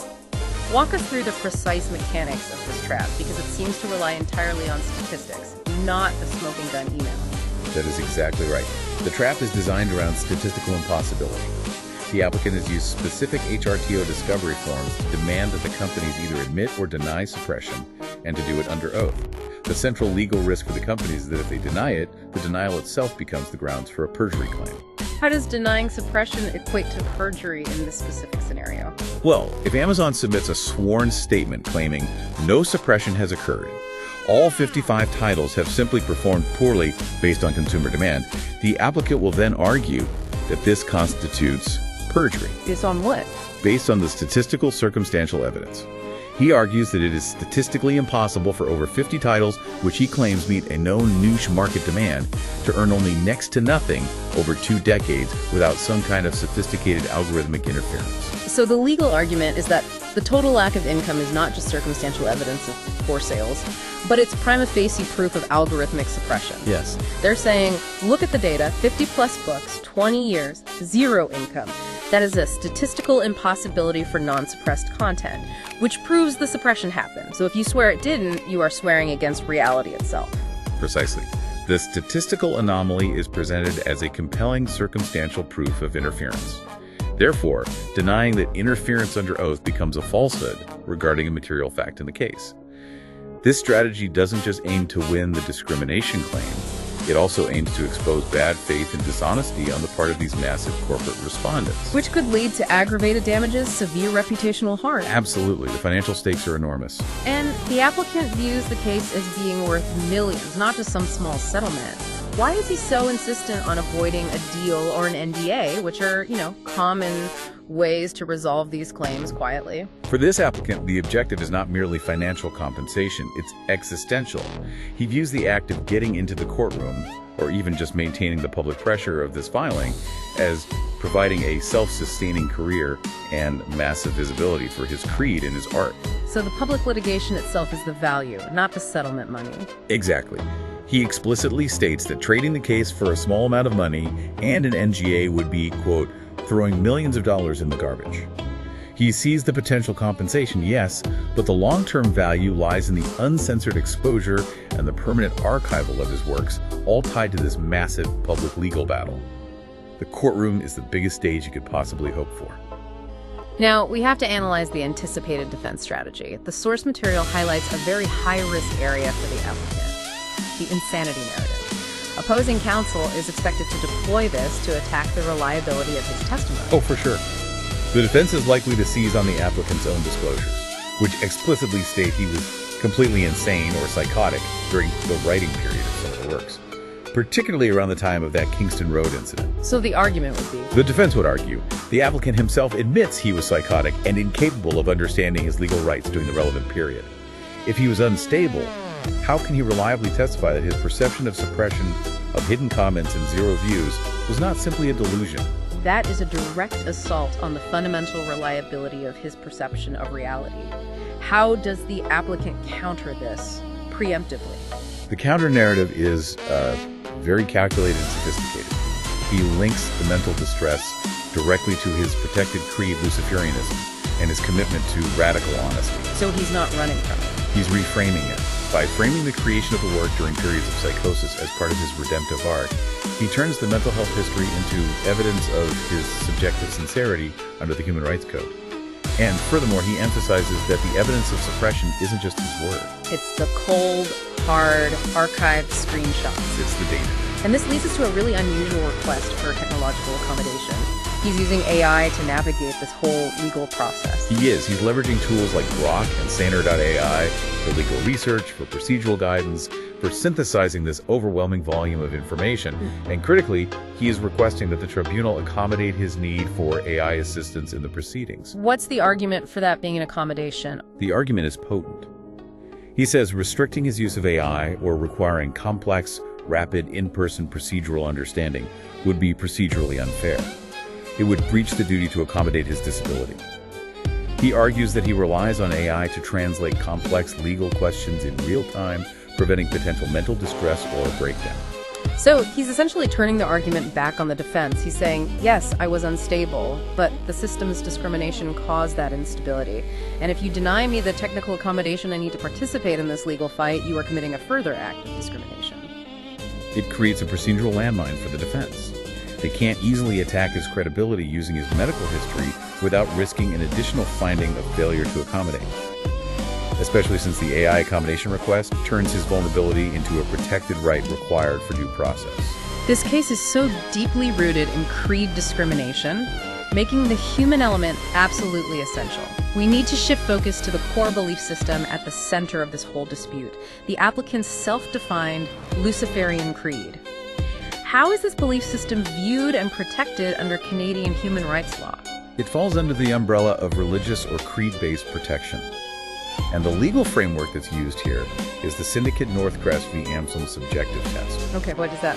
This is a crucial legal benchmark. The tribunal is expressly prohibited from judging the validity, the logic, or the social acceptability of the belief. Instead, it must only assess the subjective sincerity of the applicant's adherence to that belief. The question is not, is this a good religion? It's, does the applicant sincerely hold these beliefs? Exactly. And the applicant uses his filings to highlight several specific tenets of his creed to prove that subjective sincerity. What are the key elements he emphasizes? He emphasizes three core tenets. First, redemption through confrontation with darkness. His artistic expression is explicitly defined as using books, songs, videos, often dealing with very challenging or dark themes, as a liturgy or a sacrament to achieve spiritual transcendence. It's akin to how other religions use confrontation with suffering in their own narratives. Okay, what's the second one? Second, artistic expression as liturgy. Every single released work, including songs, books, videos, even humor, is considered sacred. So censoring the art is equivalent to censoring prayer or a sacred ritual. And the third? Radical individualism. This is the absolute refusal to submit his personal belief or artistic output to any external authority, be it corporate or state. This defiance, this willingness to maintain the archive and publish under sacred names despite the consequences, that is his core act of worship. He also seems to address the potential for judicial bias against a non-mainstream religion. Oh yes.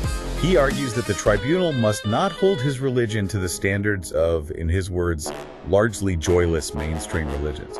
He says his creed's expression includes comedy and deliberate absurdity, and he states these are sacred components, not mockery. And he uses the consequences he suffered as proof. He does. The severe financial harm, the loss of his support animal, the loss of his family. He presents this as powerful evidence of subjective sincerity. He notes, with some biting commentary, that no mainstream religion has ever been required to demonstrate comparable sacrifice of this magnitude to establish protected status. So he's arguing that to find against him would require applying a discriminatory higher standard to a minority creed. That's the core of that argument, yes. Let's talk about the alleged human consequences of this economic suppression. This is where the emotional core of the case really resides and why the stakes are so high for him personally. How does he explicitly link lost royalties to personal tragedy? The applicant argues that Amazon and BNN's alleged decision to censor and suppress my account deprived him of the income he needed to maintain a stable life. He states that the resulting poverty worsened his existing suffering and led directly to cruel and unusual treatment. He's saying the meager royalties he did receive were a significant portion of his income. A non-trivial portion, yes. Yeah. And that if the suppression had been lifted, that income could have prevented his eviction, his subsequent family loss, and the tragic death of his pet. We have to address the specific and, frankly, heartbreaking details of the cat's death, as the applicant made this a central feature of his aggravated damages claim. In a sworn affidavit, the applicant links the platform suppression directly to the death of his unnamed cat, which was featured in the censored book, The Subhuman. He paints a harrowing picture stating the animal died in squalor and hellish conditions, suffering and coughing as he died in my arms. And he claims this was directly caused by his inability to afford livable housing and veterinary care because he had zero income. That is the staggering claim. It's not just a claim for monetary loss, it's a direct claim for aggravated damages based on the loss of life caused by what he calls discriminatory starvation. The claim is visceral. He explicitly says Amazon killed him because they didn't like the book that featured his picture. Absolutely. He asserts that if the suppression had not occurred, he would have had the necessary funds to secure housing and care. He also argues he wouldn't have lost his dog, Loki, either. The legal framing here is crucial. The alleged discrimination didn't just cause financial hardship, it directly resulted in the loss of emotional support and life, which dramatically increases the potential liability of the corporate defendants. And the suppression is also linked to the loss of a wife and son. Yes, the narrative asserts that the poverty that resulted from the alleged suppression is the foundational reason for the breakdown of his marriage and the subsequent loss of contact with his son. So he sees the suppression as a direct existential threat. He argues the defendants didn't just suppress his art, they systemically attacked his ability to function as a stable family member and provider. This makes him acutely aware of the risks involved in this public litigation, including the possibility of the defense weaponizing sensitive family photos. Given the sheer high-stakes nature of this and the fact that he wants the evidence to remain public, he's seeking some pretty dramatic remedies. They go far beyond typical monetary compensation. What are the specific protective measures he's asking for? Well, his preferred remedy is transparency. He wants all exhibits, the entire 20-year Creed archive, to remain unsealed and public. However, he states this transparency is only feasible if the tribunal orders adequate protective measures. He argues his life is at risk due to the persecution he's alleging. And those measures are extraordinary. They really are. The requested protective measures include secure government housing for himself and other affected persons, and an armed protection detail whenever he is outside. He only requests sealing the exhibits as a last resort. Only as a last resort for safety, yeah. He stresses that transparency is his religious imperative. Okay, I have to ask. Isn't demanding executive-level security and government housing highly unrealistic for an administrative human rights tribunal? How does the tribunal even legally respond to a demand like that? That is the critical pressure point the applicant is exploiting. The source material notes the scope of accommodation has likely never been stretched to demand executive-level security. The standard legal objection would be that granting this blurs the separation of powers. It forces an adjudicative body into a security role. And diverts massive state resources. However, the applicant is effectively forcing the tribunal to address the issue of credible risk directly. How is he doing that? By documenting his history, including explicit references to past criminal proceedings related to the not criminally responsible, or NCR, incident in 2022. He establishes that the court is already aware of a documented history of credible risk. So he's saying if the tribunal just states, look, we can't order armed guards, so we have to seal the truth, they're essentially penalizing him for the dangerous nature of the very persecution he's alleging. Exactly. The word feasible becomes the legal battleground.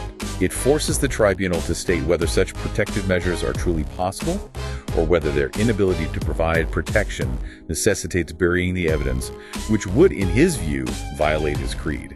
Let's shift gears to the strategic solution the applicant has deployed to make sure his work survives, regardless of the litigation outcome. He calls this building the Cathedral of Blood and Cash. What does the strategy of digital immortality entail? This is his mechanism for ensuring permanence against institutional power.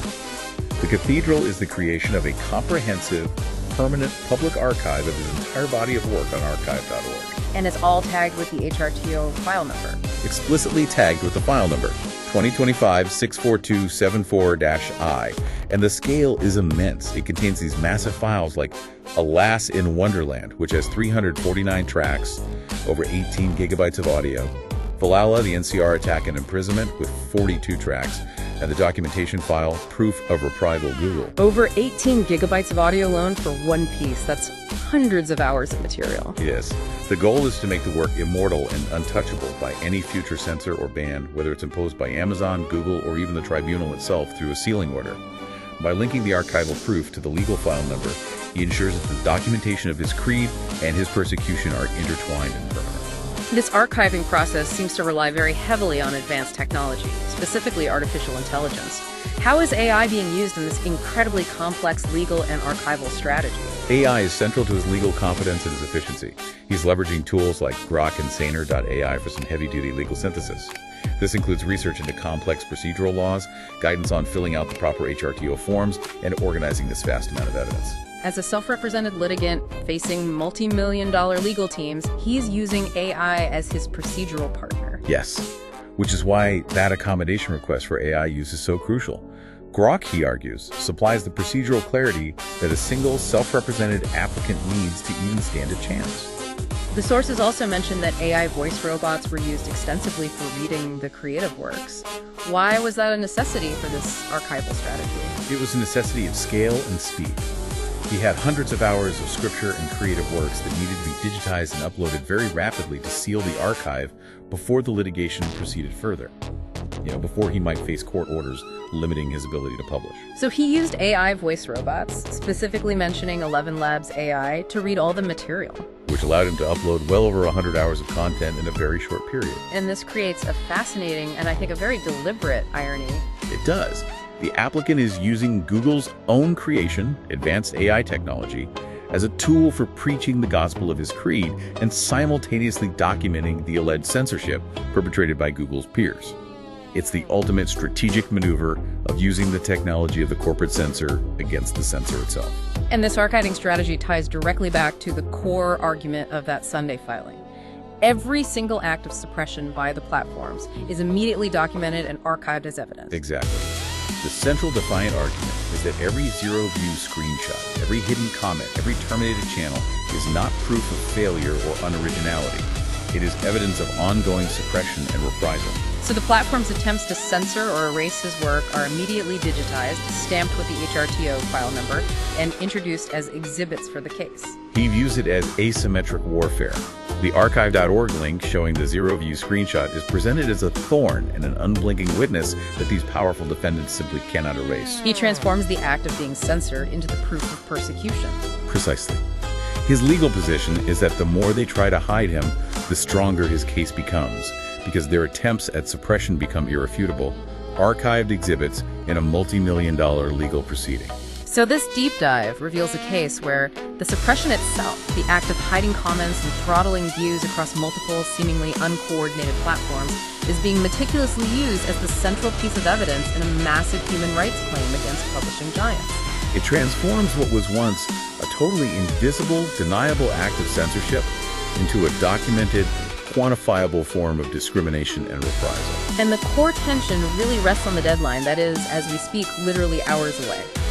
With Amazon poised to produce sworn evidence on shadow banning, or risk facing a devastating finding of adverse inference that legally confirms their guilt, this case is set for a major escalation. The applicant is betting that Amazon just can't thread the needle. Either they admit to systemic reprisal, or they risk committing perjury trying to deny decades of zero income from over 50 books, a statistic the applicant argues is a flat-out impossibility. Here's a final provocative thought for you to consider, taken from one of the suppressed works, The Subhuman. The applicant writes, "I find my hatred of you disturbing sometimes. You always seem to come up short." This quote really forces us to confront the idea that in this case, the suppression may not just be about content guidelines or profitability. It may be about silencing a voice that is designed specifically to provoke, to challenge, and to confront authority and the boundaries of societal comfort. And this raises an important question for all of us navigating the modern digital landscape. In an era of mandatory content moderation, algorithmic filtering, and this de facto coordination between immense technology companies, can platforms truly distinguish between protected creed, deliberate satire, artistic confrontation, and just the simple fact of being unpopular? Especially when one user refuses to be silenced and meticulously archives every single attempt to erase him. What stands out to you? Welcome back to the Deep Dive. Today we've got something really different. We are plunging headfirst into a stack of legal filings evidence that is raw, unfiltered, and just deeply complex. It's a fascinating one. We're looking at a case from the Human Rights Tribunal of Ontario, file 2025-64274I. It's a claim of creed discrimination and reprisal. Right, and it's against some of the biggest names out there, like Amazon and Barnes & Noble. But the claimant, Brendan S. Rose, is self-represented. Which is a key part of the story. He's essentially launched a full-scale legal siege, and he's using his entire life's work, a 20-year artistic output, as both the evidence and the protected religious practice he claims to attack. Exactly. So for you, the person who really wants to understand how these massive platforms control what we see and read, this deep dive is for you. We're going to deconstruct the specific legal architecture he's building to challenge their content moderation. And we're zeroing in on a very specific supplementary filing today. It's all about alleged cross-platform comment suppression. The argument is that there's a coordinated algorithmic effort to silence him. This is where it gets really compelling. The stakes are, well, they're profound. Not just for him, but for how we even define religious freedom in the digital world. It really is. The law has, historically protected established faith. But what happens when the faith is personal, radical, and expressed through art that is deliberately designed to shock? That's the core question. He's using the sheer volume and, let's be honest, the controversial nature of his archive, he calls it the cathedral library, to force the tribunal's hand. It's an intellectual and legal exercise in escalation. He's trying to compel them to define the very boundaries of creed online. Okay, let's unpack this. We have to start at the foundation, the legal battleground itself. So Brendan S. Rose, representing himself, is taking on Amazon and Barnes & Noble. The first question is, why the Human Rights Tribunal? Why not a standard civil court for, say, loss of income? That is the first, and I would argue the most crucial tactical decision he made. A civil court case would focus very narrowly on things like breach of contract or lost profits, and that's incredibly difficult to prove when you're talking about algorithmic suppression. It's almost impossible. A black box, basically. Exactly. But the HRTO, the Human Rights Tribunal of Ontario, it deals with fundamental rights. It's about the Ontario Human Rights Code. So by framing this as creed, discrimination, and reprisal, he elevates the whole dispute. It's no longer a commercial disagreement. It's an attack on his identity. An attack on his protected identity and, crucially, his religious practice. And the stakes he's claiming are, they're astronomical. So, which I guess explains the aggressive nature of the filing. He's not just asking for a small settlement here. No, not at all. He's seeking very substantial monetary damages, a complete reinstatement of his publishing ability, and, as we'll get into later, some really extraordinary protective measures. The fact that he's self-represented, you'd think that would be a disadvantage. But you're saying it's actually part of the strategy. I think it is. It's a double-edged sword, of course, but it forces the tribunal to grapple directly with his unfiltered arguments, with his philosophy, and the raw evidence of his personal struggle. It's often expressed in very dramatic, very uncompromising language. So there's no lawyer to sort of soften the edges. None at all. And that transparency, that rawness, it maximizes the urgency and the emotional weight of the claim. So let's drill down into that core legal idea. Protected creed. This isn't a traditional religion, so how does he legally justify it? How does he bridge that gap? He rests the entire foundation of his case on one pivotal Supreme Court of Canada decision from 2004. It's Syndicate North Press v. Amselem. This case basically wrote the modern rule book for religious freedom in Canada, and he has leveraged it masterfully. The Amselem test. Okay, can you walk us through what that actually means? Because it sounds like the whole case really lives or dies on this. It absolutely does. Amselem established that the law has to apply a subjective standard when it's determining if a religious belief exists. The tribunal is strictly, and I mean strictly, prohibited from doing three things. Okay. They cannot judge the validity of the belief, they cannot judge its reasonableness, and they cannot judge its truth. Wow. So the only thing that matters is subjective sincerity. Does the applicant genuinely, sincerely hold this belief? That's it.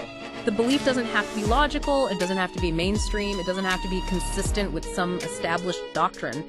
It just has to be sincerely held. That's an incredibly powerful shield, because if the tribunal can't judge the validity of the belief, it has to engage with his art and his writing, no matter how offensive or frankly bizarre it might seem to an outsider. Precisely. And he knows this. He argues in his filings that if he were required to meet a standard of reasonableness, the kind of standard you might apply to a traditional church, that would violate the Charter's equality guarantee. Well, he contends that established religions, like Christianity for example, are almost never asked to defend the reasonableness of miracles or the resurrection. So he argues his minority radical belief system should get the same deference as long as he can prove sincerity. Okay, so let's define this creed. How does he actually describe it in the legal documents? He sometimes calls it the Luciferian Creed, right? He does. The submissions define it as an evolving practice. It's rooted in, and this is a quote, redemption through confrontation with darkness, radical honesty, and artistic expression as liturgy. So it's not static, it's a living thing. It's a living document, exactly. It spans the entire 2 decades of his artistic and philosophical work that he's filed as evidence. And central to this whole thing is the idea of radical individualism, the absolute, non-negotiable refusal to submit his personal conscience to any outside authority, be it corporate, state, or religion. And that leads directly to the core tenet about his art. Absolutely. This is the linchpin. Every single creative act, every song he records, every book he publishes, every video he releases is explicitly called a sacrament within this belief system. A sacrament. So when Amazon or Barnes & Noble takes down one of his books, they're not just deleting a commercial product. In his legal argument, they are destroying a religious artifact. They are suppressing a required act of worship. I see the filings also point out that radical defiance through comedy and deliberate absurdity is also a sacred tool for him. Yes, and that's a very clever tactical point. He's preemptively neutralizing the defense that his works are just, parody or simple obscenity. He's saying the absurdity is the point. It's a liturgical instrument. He argues that humor, irony, the deliberately ridiculous, these are tools to expose hypocrisy and question authority. He even states, and this is another quote, that the fact that many mainstream religions are largely joyless, this should not be held as a requirement for recognition under the code. So the shocking nature of the content is actually proof of his practice, not a reason to reject it. That's the argument. He's completely flipped the script. Now, the claim isn't just about creed discrimination, it's also about reprisal under Section 8 of the Code. Can you explain the difference for us? Right, so discrimination is being treated differently because of your creed. Reprisal is an action taken against you because you exercised a right or brought a claim. In this case, he alleges the companies took retaliatory action, permanently terminating his accounts, suppressing his content, specifically because he was fulfilling his religious duty to publish. Or because he started pushing back legally. Or because he challenged their actions. He's arguing the suppression got worse in response to his resistance. That makes the timeline of their actions incredibly important, and we'll get to his checkmate strategy on that later. But first, let's talk about the evidence he gives to prove that subjective sincerity. This is probably the most compelling and honestly devastating part of the filings. It really is. To satisfy that Epsilon test, he has to show that he doesn't just say he believes this, but that he lives it. And the evidence he provides is his willingness to endure, well, extreme hardship and deprivation, rather than renounce his creed or, soften his art. He's arguing the sacrifice proves the sincerity. And at a level of proof that's rarely, if ever, required of mainstream religious groups. It's intended to be irrefutable proof of genuine commitment. The sources detail some truly profound personal tragedies. He links the suppression of his income directly to these consequences. Starvation, the loss of his marriage, losing contact with his son. And the death of his cat, which was a registered emotional support animal and was even a character in his censored book, The Subhuman. He states the cat died in squalor and hellish conditions. And he doesn't just mention this, he files a specific affidavit on it. He does. Supplemental affidavit death of emotional support animal directly caused by respondent's income suppression. He is arguing point blank that the respondent's actions, the algorithmic suppression, the account bans, artificially enforced the poverty that eventually destroyed his family and pets. He's claiming they systematically deprived him of his ability to make a living for almost 2 decades. So by connecting their alleged corporate actions to this profound suffering, the loss of life, the loss of family, he's not just making a financial claim anymore. No, he's transforming it into a claim for aggravated damages stemming from a human rights violation. What does that mean in legal terms, aggravated damages? In human rights law, aggravated damages are awarded when the discriminatory act causes particular mental distress, humiliation, or severe personal loss. So he's framing this whole thing not as a dispute over lost royalties, but as a direct attack on his protected creed that resulted in tragic, irreversible consequences. And that completely changes the potential compensation. Significantly. It justifies his demand for up to $400,000 in immediate damages, plus reinstatement and future claims. It's framed as compensation for starvation and 2 decades of a suppressed professional life. That financial claim is only one piece of the puzzle, though, which brings us directly to the mechanical execution of this suppression he's alleging. The specific filing you mentioned earlier, cross-platform comment suppression. Yes.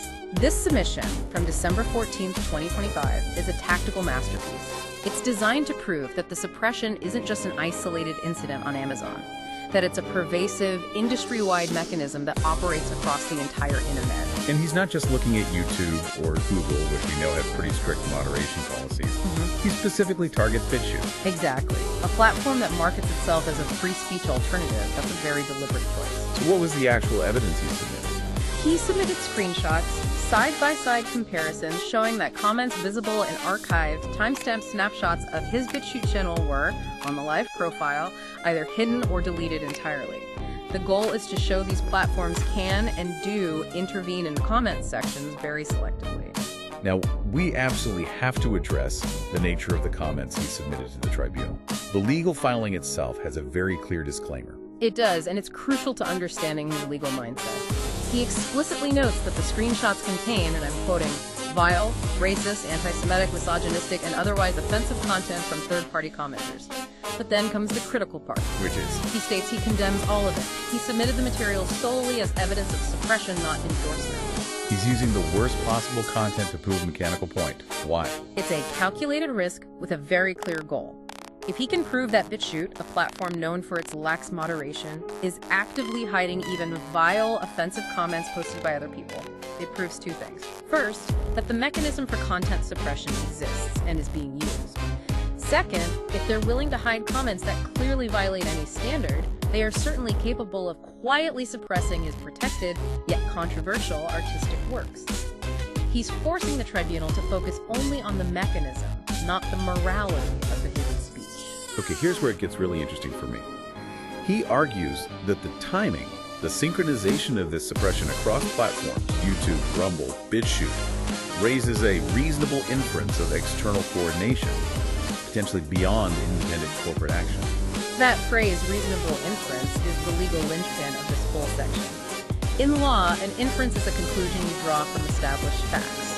By showing synchronous suppression on platforms with totally different policies, he's suggesting they aren't just enforcing their own rules independently. He's implying they're all working from the same playbook. Or responding to external pressure, or a shared blacklist. He's implying some kind of pre-existing algorithmic strangulation protocol. It's what most people would call comprehensive shadow banning. But surely the law needs more than just an inference to prove collusion between multi-billion-dollar companies. That's a huge accusation. It is, and that's the challenge of his strategy. He acknowledges it's an inference, but he backs it up with his own detailed observations. He notes that on Google YouTube, his videos would get, say, 0 to 3 views, but have 6 hidden comments within an hour right before termination. And he has an analogy for that. A very extreme one. He calls it being artificially suppressed like an opponent of Stalin used to. The analogy is dramatic, but the point is powerful. He's describing a system designed not just to delete things, but to completely isolate and render the creator invisible. And the evidence of archives comments disappearing from a live profile is concrete proof of some kind of intervention, even if we don't know who ordered it. I saw one source noted a commenter on BitChute saying, "This is your finest moment," while the applicant himself thought he was just shouting into the void. Exactly. It confirms active intervention. The strategic goal here is to use this cross-platform proof to force the main respondents, Amazon and Barnes & Noble, to confess their own long-term suppression tactics. How does this evidence from BitChute pressure a company like Amazon? He's used other filings, Form 10s, to demand a sworn list of every single one of his books they've suppressed, every search filter they've applied, every adult content flag they've used on his titles for the last 20 years. He's betting they can't truthfully say none. He's betting on it. If they admit to applying search suppress or throttling to dozens of his books, his entire claim is validated. They've been engaged in reprisal for 2 decades. If they claim no suppression. He'll argue perjury. Perjury. He'll argue it is statistically and commercially impossible for over 50 books to earn pennies over 2 decades without a deliberate algorithmic intervention. He is literally demanding they put their own internal algorithms and content policies on trial. He is. And he's using the clear, verifiable evidence from these other platforms to show that the technology for this silent censorship is industry standard. He's framed this case not as a sprint to a settlement, but as a long siege, where the main goal is to force a confession. Okay, let's pivot to the work itself, Cathedral Library. He filed this immense volume of material to prove the living practice of his creed. The scale of it is strategically overwhelming. It's thousands of files, 20 years of his life's output. We're talking hundreds of musical tracks, over 349 in one collection called Alas in Wonderland, 42 in another called Valhalla, plus dozens of books, videos. The volume itself is the argument. It's meant to demonstrate a continuous, sincere religious practice and satisfy that Anselm test. And he's actively trying to protect this archive from being deleted. He's arguing for its, what he calls, immortality? Yes. He has asked the tribunal to compel the preservation of his public channels on Rumble, SoundCloud, YouTube. He argues they are vulnerable to mass takedowns and are essential evidence of his ongoing work. And he's using archive.org as a backup. He explicitly calls archive.org the new, uncensorable home for his Luciferian liturgical archive. And he tags every single upload with his HRTO file number, which turns the act of archiving into an extension of his legal strategy. There's a quote he uses that really stood out to me. I think I know the one. The archive is magnificent because you built it to spite them, not because they wanted it. That's it. It just underscores this defiant, persistent posture. Completely. Let's delve into the works themselves. They're a mix of philosophy, dark satire, and some very extreme content. We have to analyze them, but it's important to keep our distance from the moral implications of the content. Absolutely. We have to look at them through the lens of the creed's claimed purpose, redemption through confrontation with darkness. A perfect example is his first major work, The Subhuman, from 2005. The applicant himself identifies this book as the trigger for 2 decades of what he calls algorithmic strangulation. And the content is deliberately shocking. The submissions describe it as containing extremely violent, racist, and misogynistic language. It's presented as an unfiltered stream of consciousness, but then it's mixed with mundane things, like reviews of video games. Yeah, games like Prototype and Heavy Rain. That mixing of genres is entirely intentional.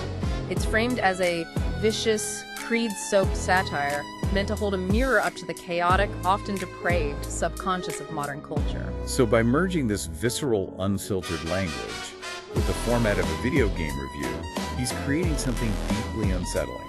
That's the goal. The applicant claims the inclusion of extreme language is part of the required radical honesty of his creed. He argues that people have to confront the filth and depravity inside themselves before they can achieve any kind of redemption. So the redemptive purpose is the legal justification for the shock value. If the tribunal accepts that the shock is part of the liturgy, then suppressing the book is suppressing his religion. That's the argument, precisely. He is challenging the tribunal to understand an aesthetic of confrontation. His stated goal is for readers to either be destroyed by the work's madness, or, in his words, fight through the flames to become something better. It's a spiritual trial by fire. This connects to some of his other provocative titles, like his edit of the scholarly work Devil Worship. Right. Devil Worship is a public domain text. He edited and published it, and he claims Amazon censored it for blasphemy. Here, the confrontation is aimed squarely at traditional religious authority. And he admits to altering the text. He does. He replaced certain names with, for example, Führer Adolf, or his own name, Brendan S. Rose.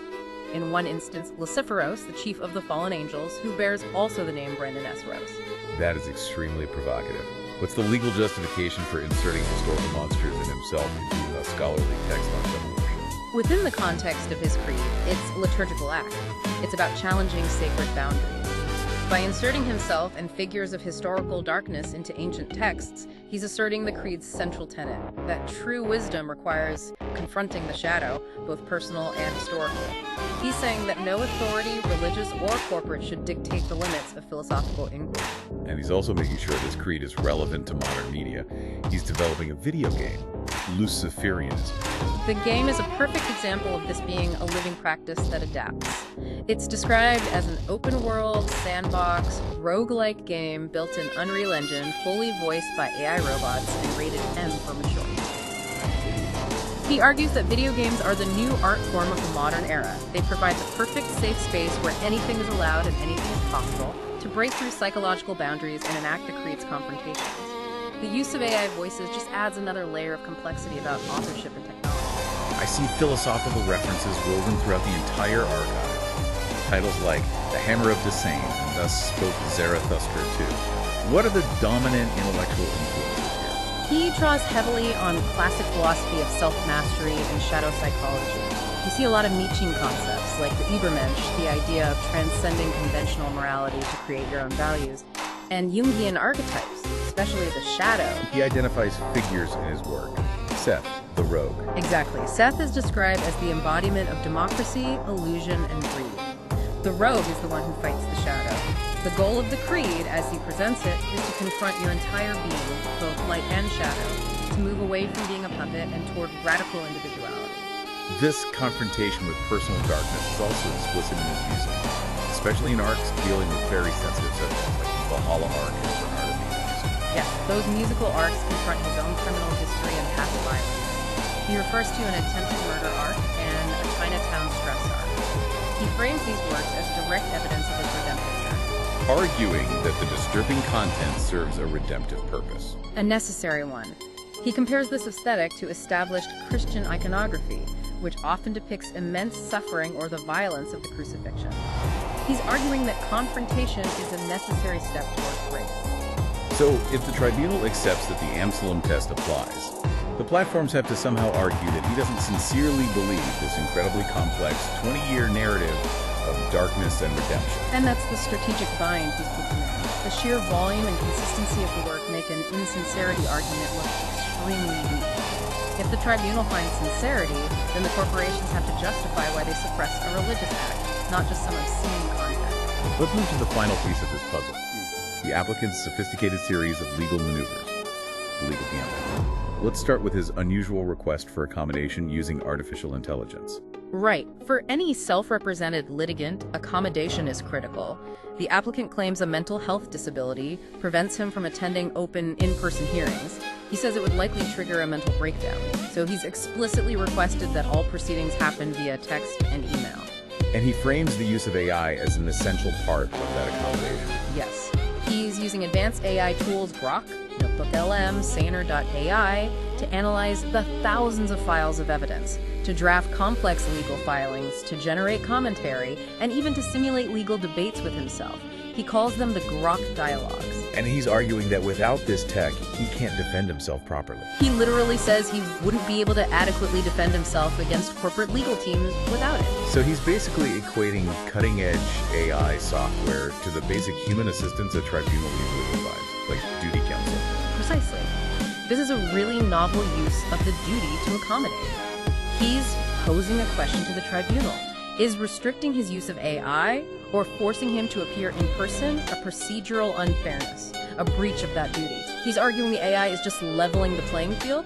This case could genuinely set a precedent for technological accommodation in legal proceedings. Okay, now let's talk about the central strategic move. Yeah. The perjury trap. It's designed to checkmate Amazon and Barnes & Noble about why they finally banned his accounts. What's the mechanism of this trap? The trap is all about a specific sequence of events involving attorney-client privilege. The final permanent ban on his accounts happened almost immediately after the companies received a book he published called Judge Before You Decide. And that book contained? It contained transcripts of what the applicant asserts are attorney-client privileged communications. He calls them the Theodore emails. The attorney-client privilege is, it's sacrosanct law. It's meant to protect communication between a client and their lawyer. If the companies received this material, what were they supposed to do? Legally, they should have quarantined it, destroyed it, or immediately returned it. They certainly shouldn't have used it in any way against him. And now the applicant is moving to have all that privileged communication destroyed or redacted from the record, which would severely limit the company's future defense options. Okay, so let's walk through the checkmate. The three impossible options Amazon and B&N face when they have to give their sworn reason for the final ban. Option 1. They claim the privileged emails were the reason for the ban. If they admit this, they're admitting they reacted to the content of protected legal emails. That is a colossal procedural violation. It could lead to severe sanctions from the tribunal, maybe even summary judgment against them. A huge violation just for reading and acting. Okay, what's option 2? Option 2. They claim the ban was for a standard terms of service, or TOS, violation. Maybe they cite impersonation because he used the name Jesus Christ in some works, or just general obscenity. And the applicant argues that would be perjury. Exactly. His logic is simple. They had already published and profited from those exact books, using those exact names, for years. To suddenly claim a TOS violation only after getting a legal threat and privileged emails, he says it's a manufactured excuse. A lie under oath to cover up the real reason, which he claims was reprisal. So they're trapped between admitting a procedural crime and risking a perjury accusation. What's the third option? The third option is to stick to their initial defense, to claim they never applied any suppression in the first place, that his books just didn't sell well. But the applicant counters this with his detailed statistical analysis. He argues that near zero revenue from dozens of titles over 20 years is statistically absurd without search suppression or algorithmic throttling. And the cross-platform evidence from BitChute and YouTube shores that up. It does. It demonstrates the industry's capability to suppress content silently, which makes their denial seem highly implausible. It's a beautifully structured dilemma. It weaponizes their own legal inertia against them. Let's finish up with the highly unusual remedies he requested early on, specifically the demand for secure government housing and an armed protection detail. These are executive-level security requests. They are far outside the normal scope of tribunal remedies, but he explicitly justified them by referencing a highly sensitive past criminal proceeding, the NCR incident 2022. We need to clarify for our listeners what NCR means in this context. NCR stands for Not Criminally Responsible. It's a specific finding in Canadian criminal law. It means a person is found to have committed an act, but due to a mental disorder, they were incapable of understanding the nature of the act or that it was wrong. And he's using this past finding as proof of risk. Yes, he uses that, plus the high-stakes nature of this current litigation, where he argues he's exposing powerful entities as proof of a credible risk to his safety. He's saying the danger arises directly from the persecution he's alleging. The respondents, of course, argue that ordering armed guards would blur the separation of powers and divert massive state resources. Of course. It pushes the boundaries of accommodation far past any existing legal precedent. But the applicant's counterargument is that denying him this safety measure while forcing him to proceed in public effectively penalizes him for the very severity of the persecution he's fighting. He demanded that if the records were made public, he had to be given adequate state protection. And while the final requested remedy was revised to focus more on the $400,000 in damages and account reinstatement, the aggressive nature of those initial demands just solidifies his posture. He is playing for keeps. Absolutely. The strategy is all about maximizing leverage. He doesn't see this ending in a quiet settlement. He sees it as a path to vindication and financial stability through open litigation. He's quoted as saying that avoiding the HRTO courtroom is avoiding the biggest win I'll ever see, and that just getting into that courtroom, I'm a made man for life. He's prepared for a long siege. A very long siege, anticipating the cost for the corporations will just keep climbing as they try to defend 20 years of complex content. So what does this all mean for you, the listener, who wants to understand these friction points between individual expression and corporate power? I think this case forces a crucial examination of our digital rights. You have this individual artist armed with the Amstel list, an encyclopedic archive, and a really aggressive legal strategy. And he's compelling the tribunal to set a precedent on what constitutes a protected creed when the expression is intentionally inflammatory, dark, and challenging. And the ultimate question is? Can the extreme nature of the content invalidate the sincerity of a belief that is so demonstrably linked to decades of personal sacrifice? Or do the platform's confirmed acts of suppression, like the cross-platform comment hiding in detail, serve as conclusive proof of the very reprisal he's claiming? The siege is ongoing. His persistence, driven by this belief that the content must survive, has created this massive, immutable public record. He seems to see the archive itself as the victory. That's the lasting impact. He stated, "The archive is magnificent because you built it despite them, not because they wanted it. The lack of a substantive sworn response from the respondent platforms to some of these filings. It might just be standard legal strategy.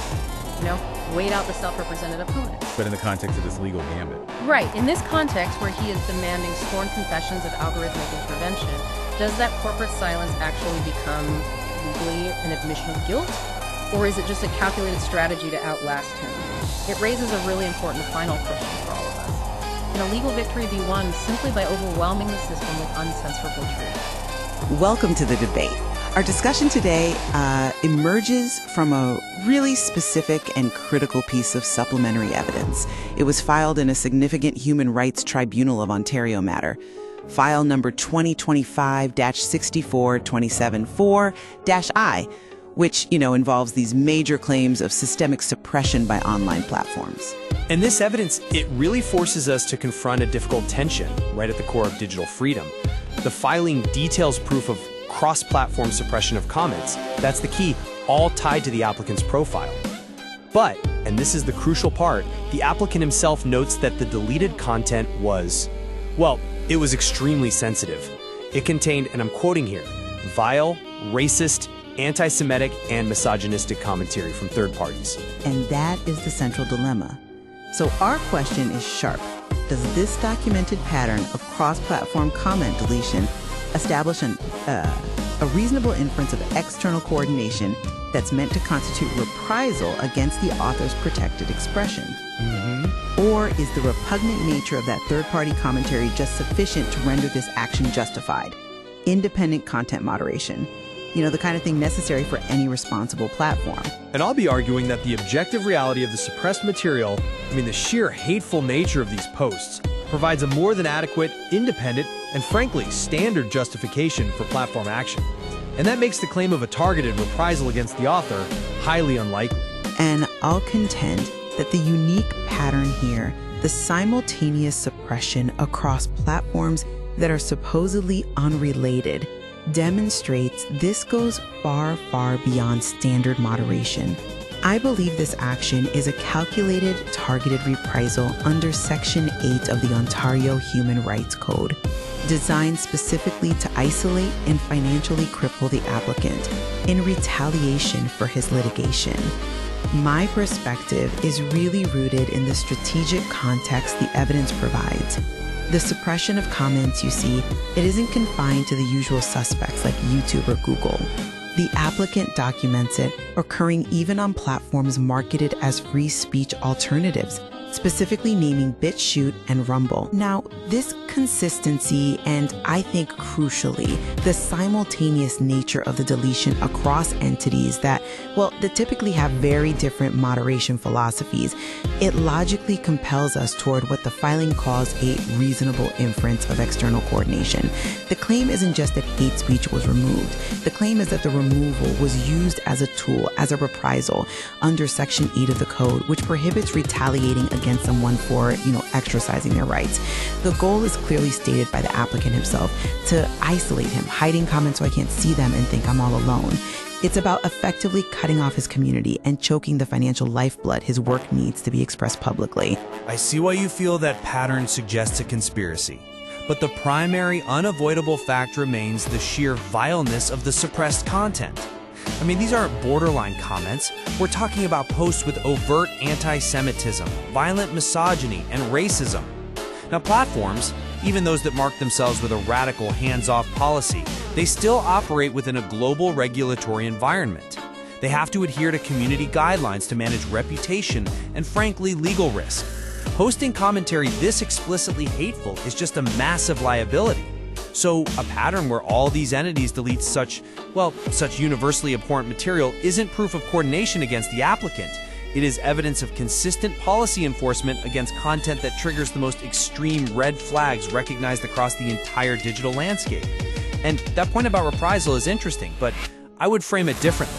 Action is focused on neutralizing content that is unlawful or harmful, which is a justified, ethical, and practical necessity wholly independent of any alleged malice toward the author's protected creed. Okay, but let's focus on the mechanics of that consistency. You frame it as simple, independent enforcement, but how do you account for the suppression happening, as the filing says, simultaneously across unrelated platforms? Especially when it seems to be tied to specific documentation related to this litigation profile. The evidence filed points to throttling mechanisms working in real time, noting, for example, 0 to 3 views on videos with 6 hidden comments in an hour, and the complete, documented deletion of his HRTO accommodation video by YouTube. This is not passive moderation. This is active, targeted throttling against content associated with this specific legal file number and this specific author. If these platforms are truly independent, what shared mechanism explains that synchronous timing and precision that targets the applicant's engagement metrics so specifically? I'm just not convinced by that necessary link between a simultaneous outcome and an external conspiracy. I mean, simultaneous action can be explained by shared systemic pressures, which I'd call de facto coordination rather than targeted malice. Consider the landscape today. Many of these smaller alternative platforms, BitChute and Rumble included, they often use shared or common content delivery networks, or they rely on third-party API services for automated content filtering. These services often use machine learning models trained heavily on content policies that were established by the giants, like Google. So if the vile nature of the commentary triggers a high-confidence regulatory flag, let's say for explicit hate speech or violent extremist language, that flag could then propagate across multiple disparate platforms that are all relying on similar underlying infrastructure or, shared databases of flagged text patterns. They are acting to mitigate market risk simultaneously, and that results in a similar outcome. But it doesn't require a meeting in a smoke-filled room about file 2025-64274-I. But that just shifts the burden of proof onto the market structure, doesn't it? It doesn't really address the intent behind the action. Even if we accept this argument of de facto coordination driven by market pressures, we still have to ask, is the action truly proportional, or is it just a pretext? The suppression action isn't just removing content, it's suppressing community.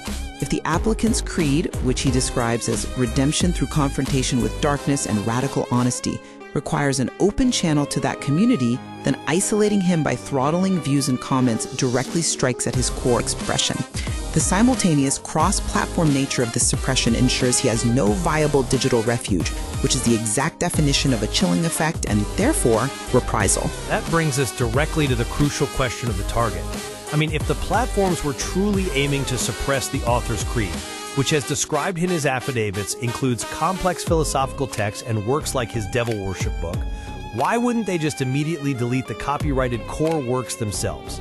The applicant himself is careful to disclaim and condemn the hateful statements in his own submission, so the platform action appears surgical. It seems focused precisely on neutralizing the overtly racist and misogynistic content, which suggests the systems are targeting the generators of illegal hate speech, not the author's protected expression itself. The comment removal is a clean action that protects the platform without attacking the author's primary philosophical output. That is a compelling argument about the surgical nature of the deletion. I'll grant you that.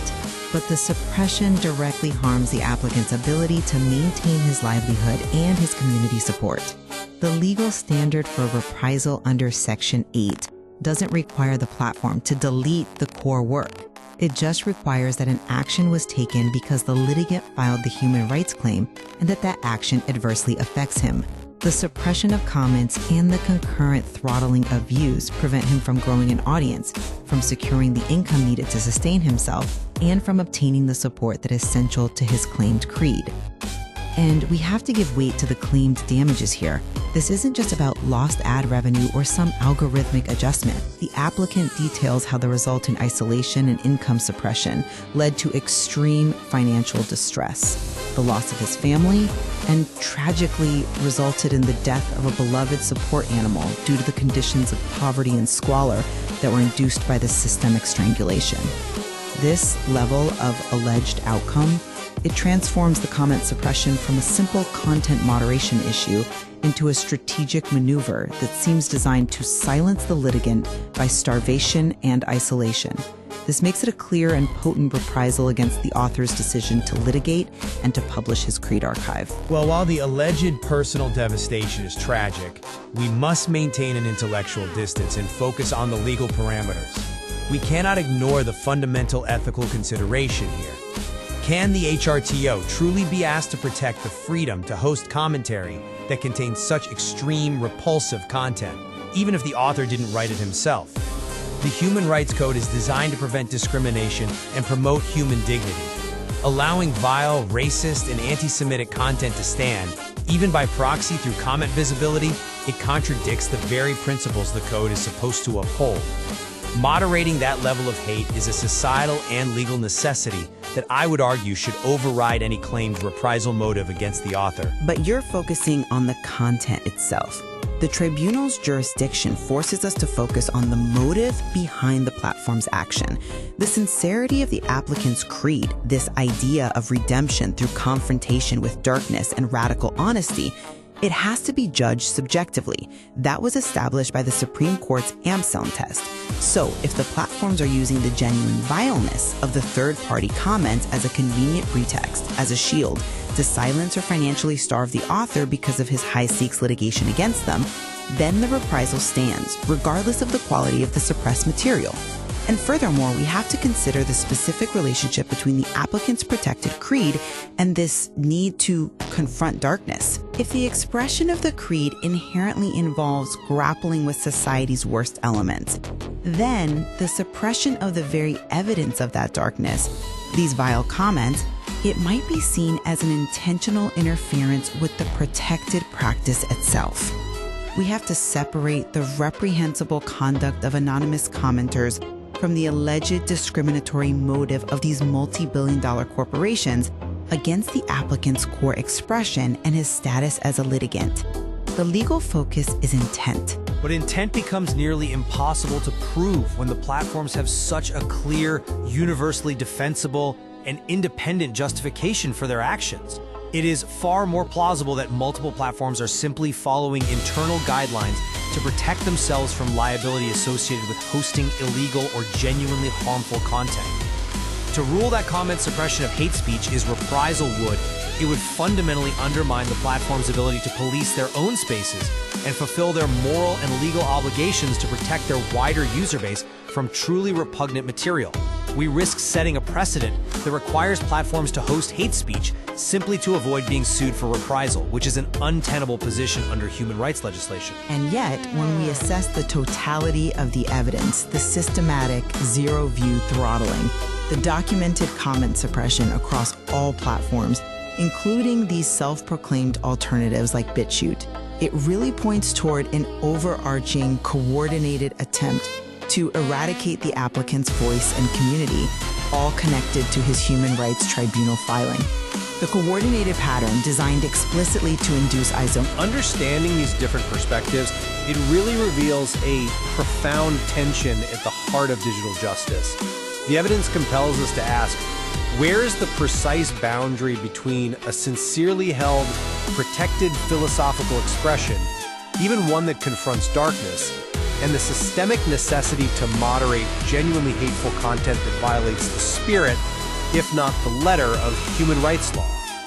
The persistent presence of hateful third-party material provides a powerful and immediate justification for independent corporate action, which, in my view, significantly complicates any inference of targeted malice or coordination against the author.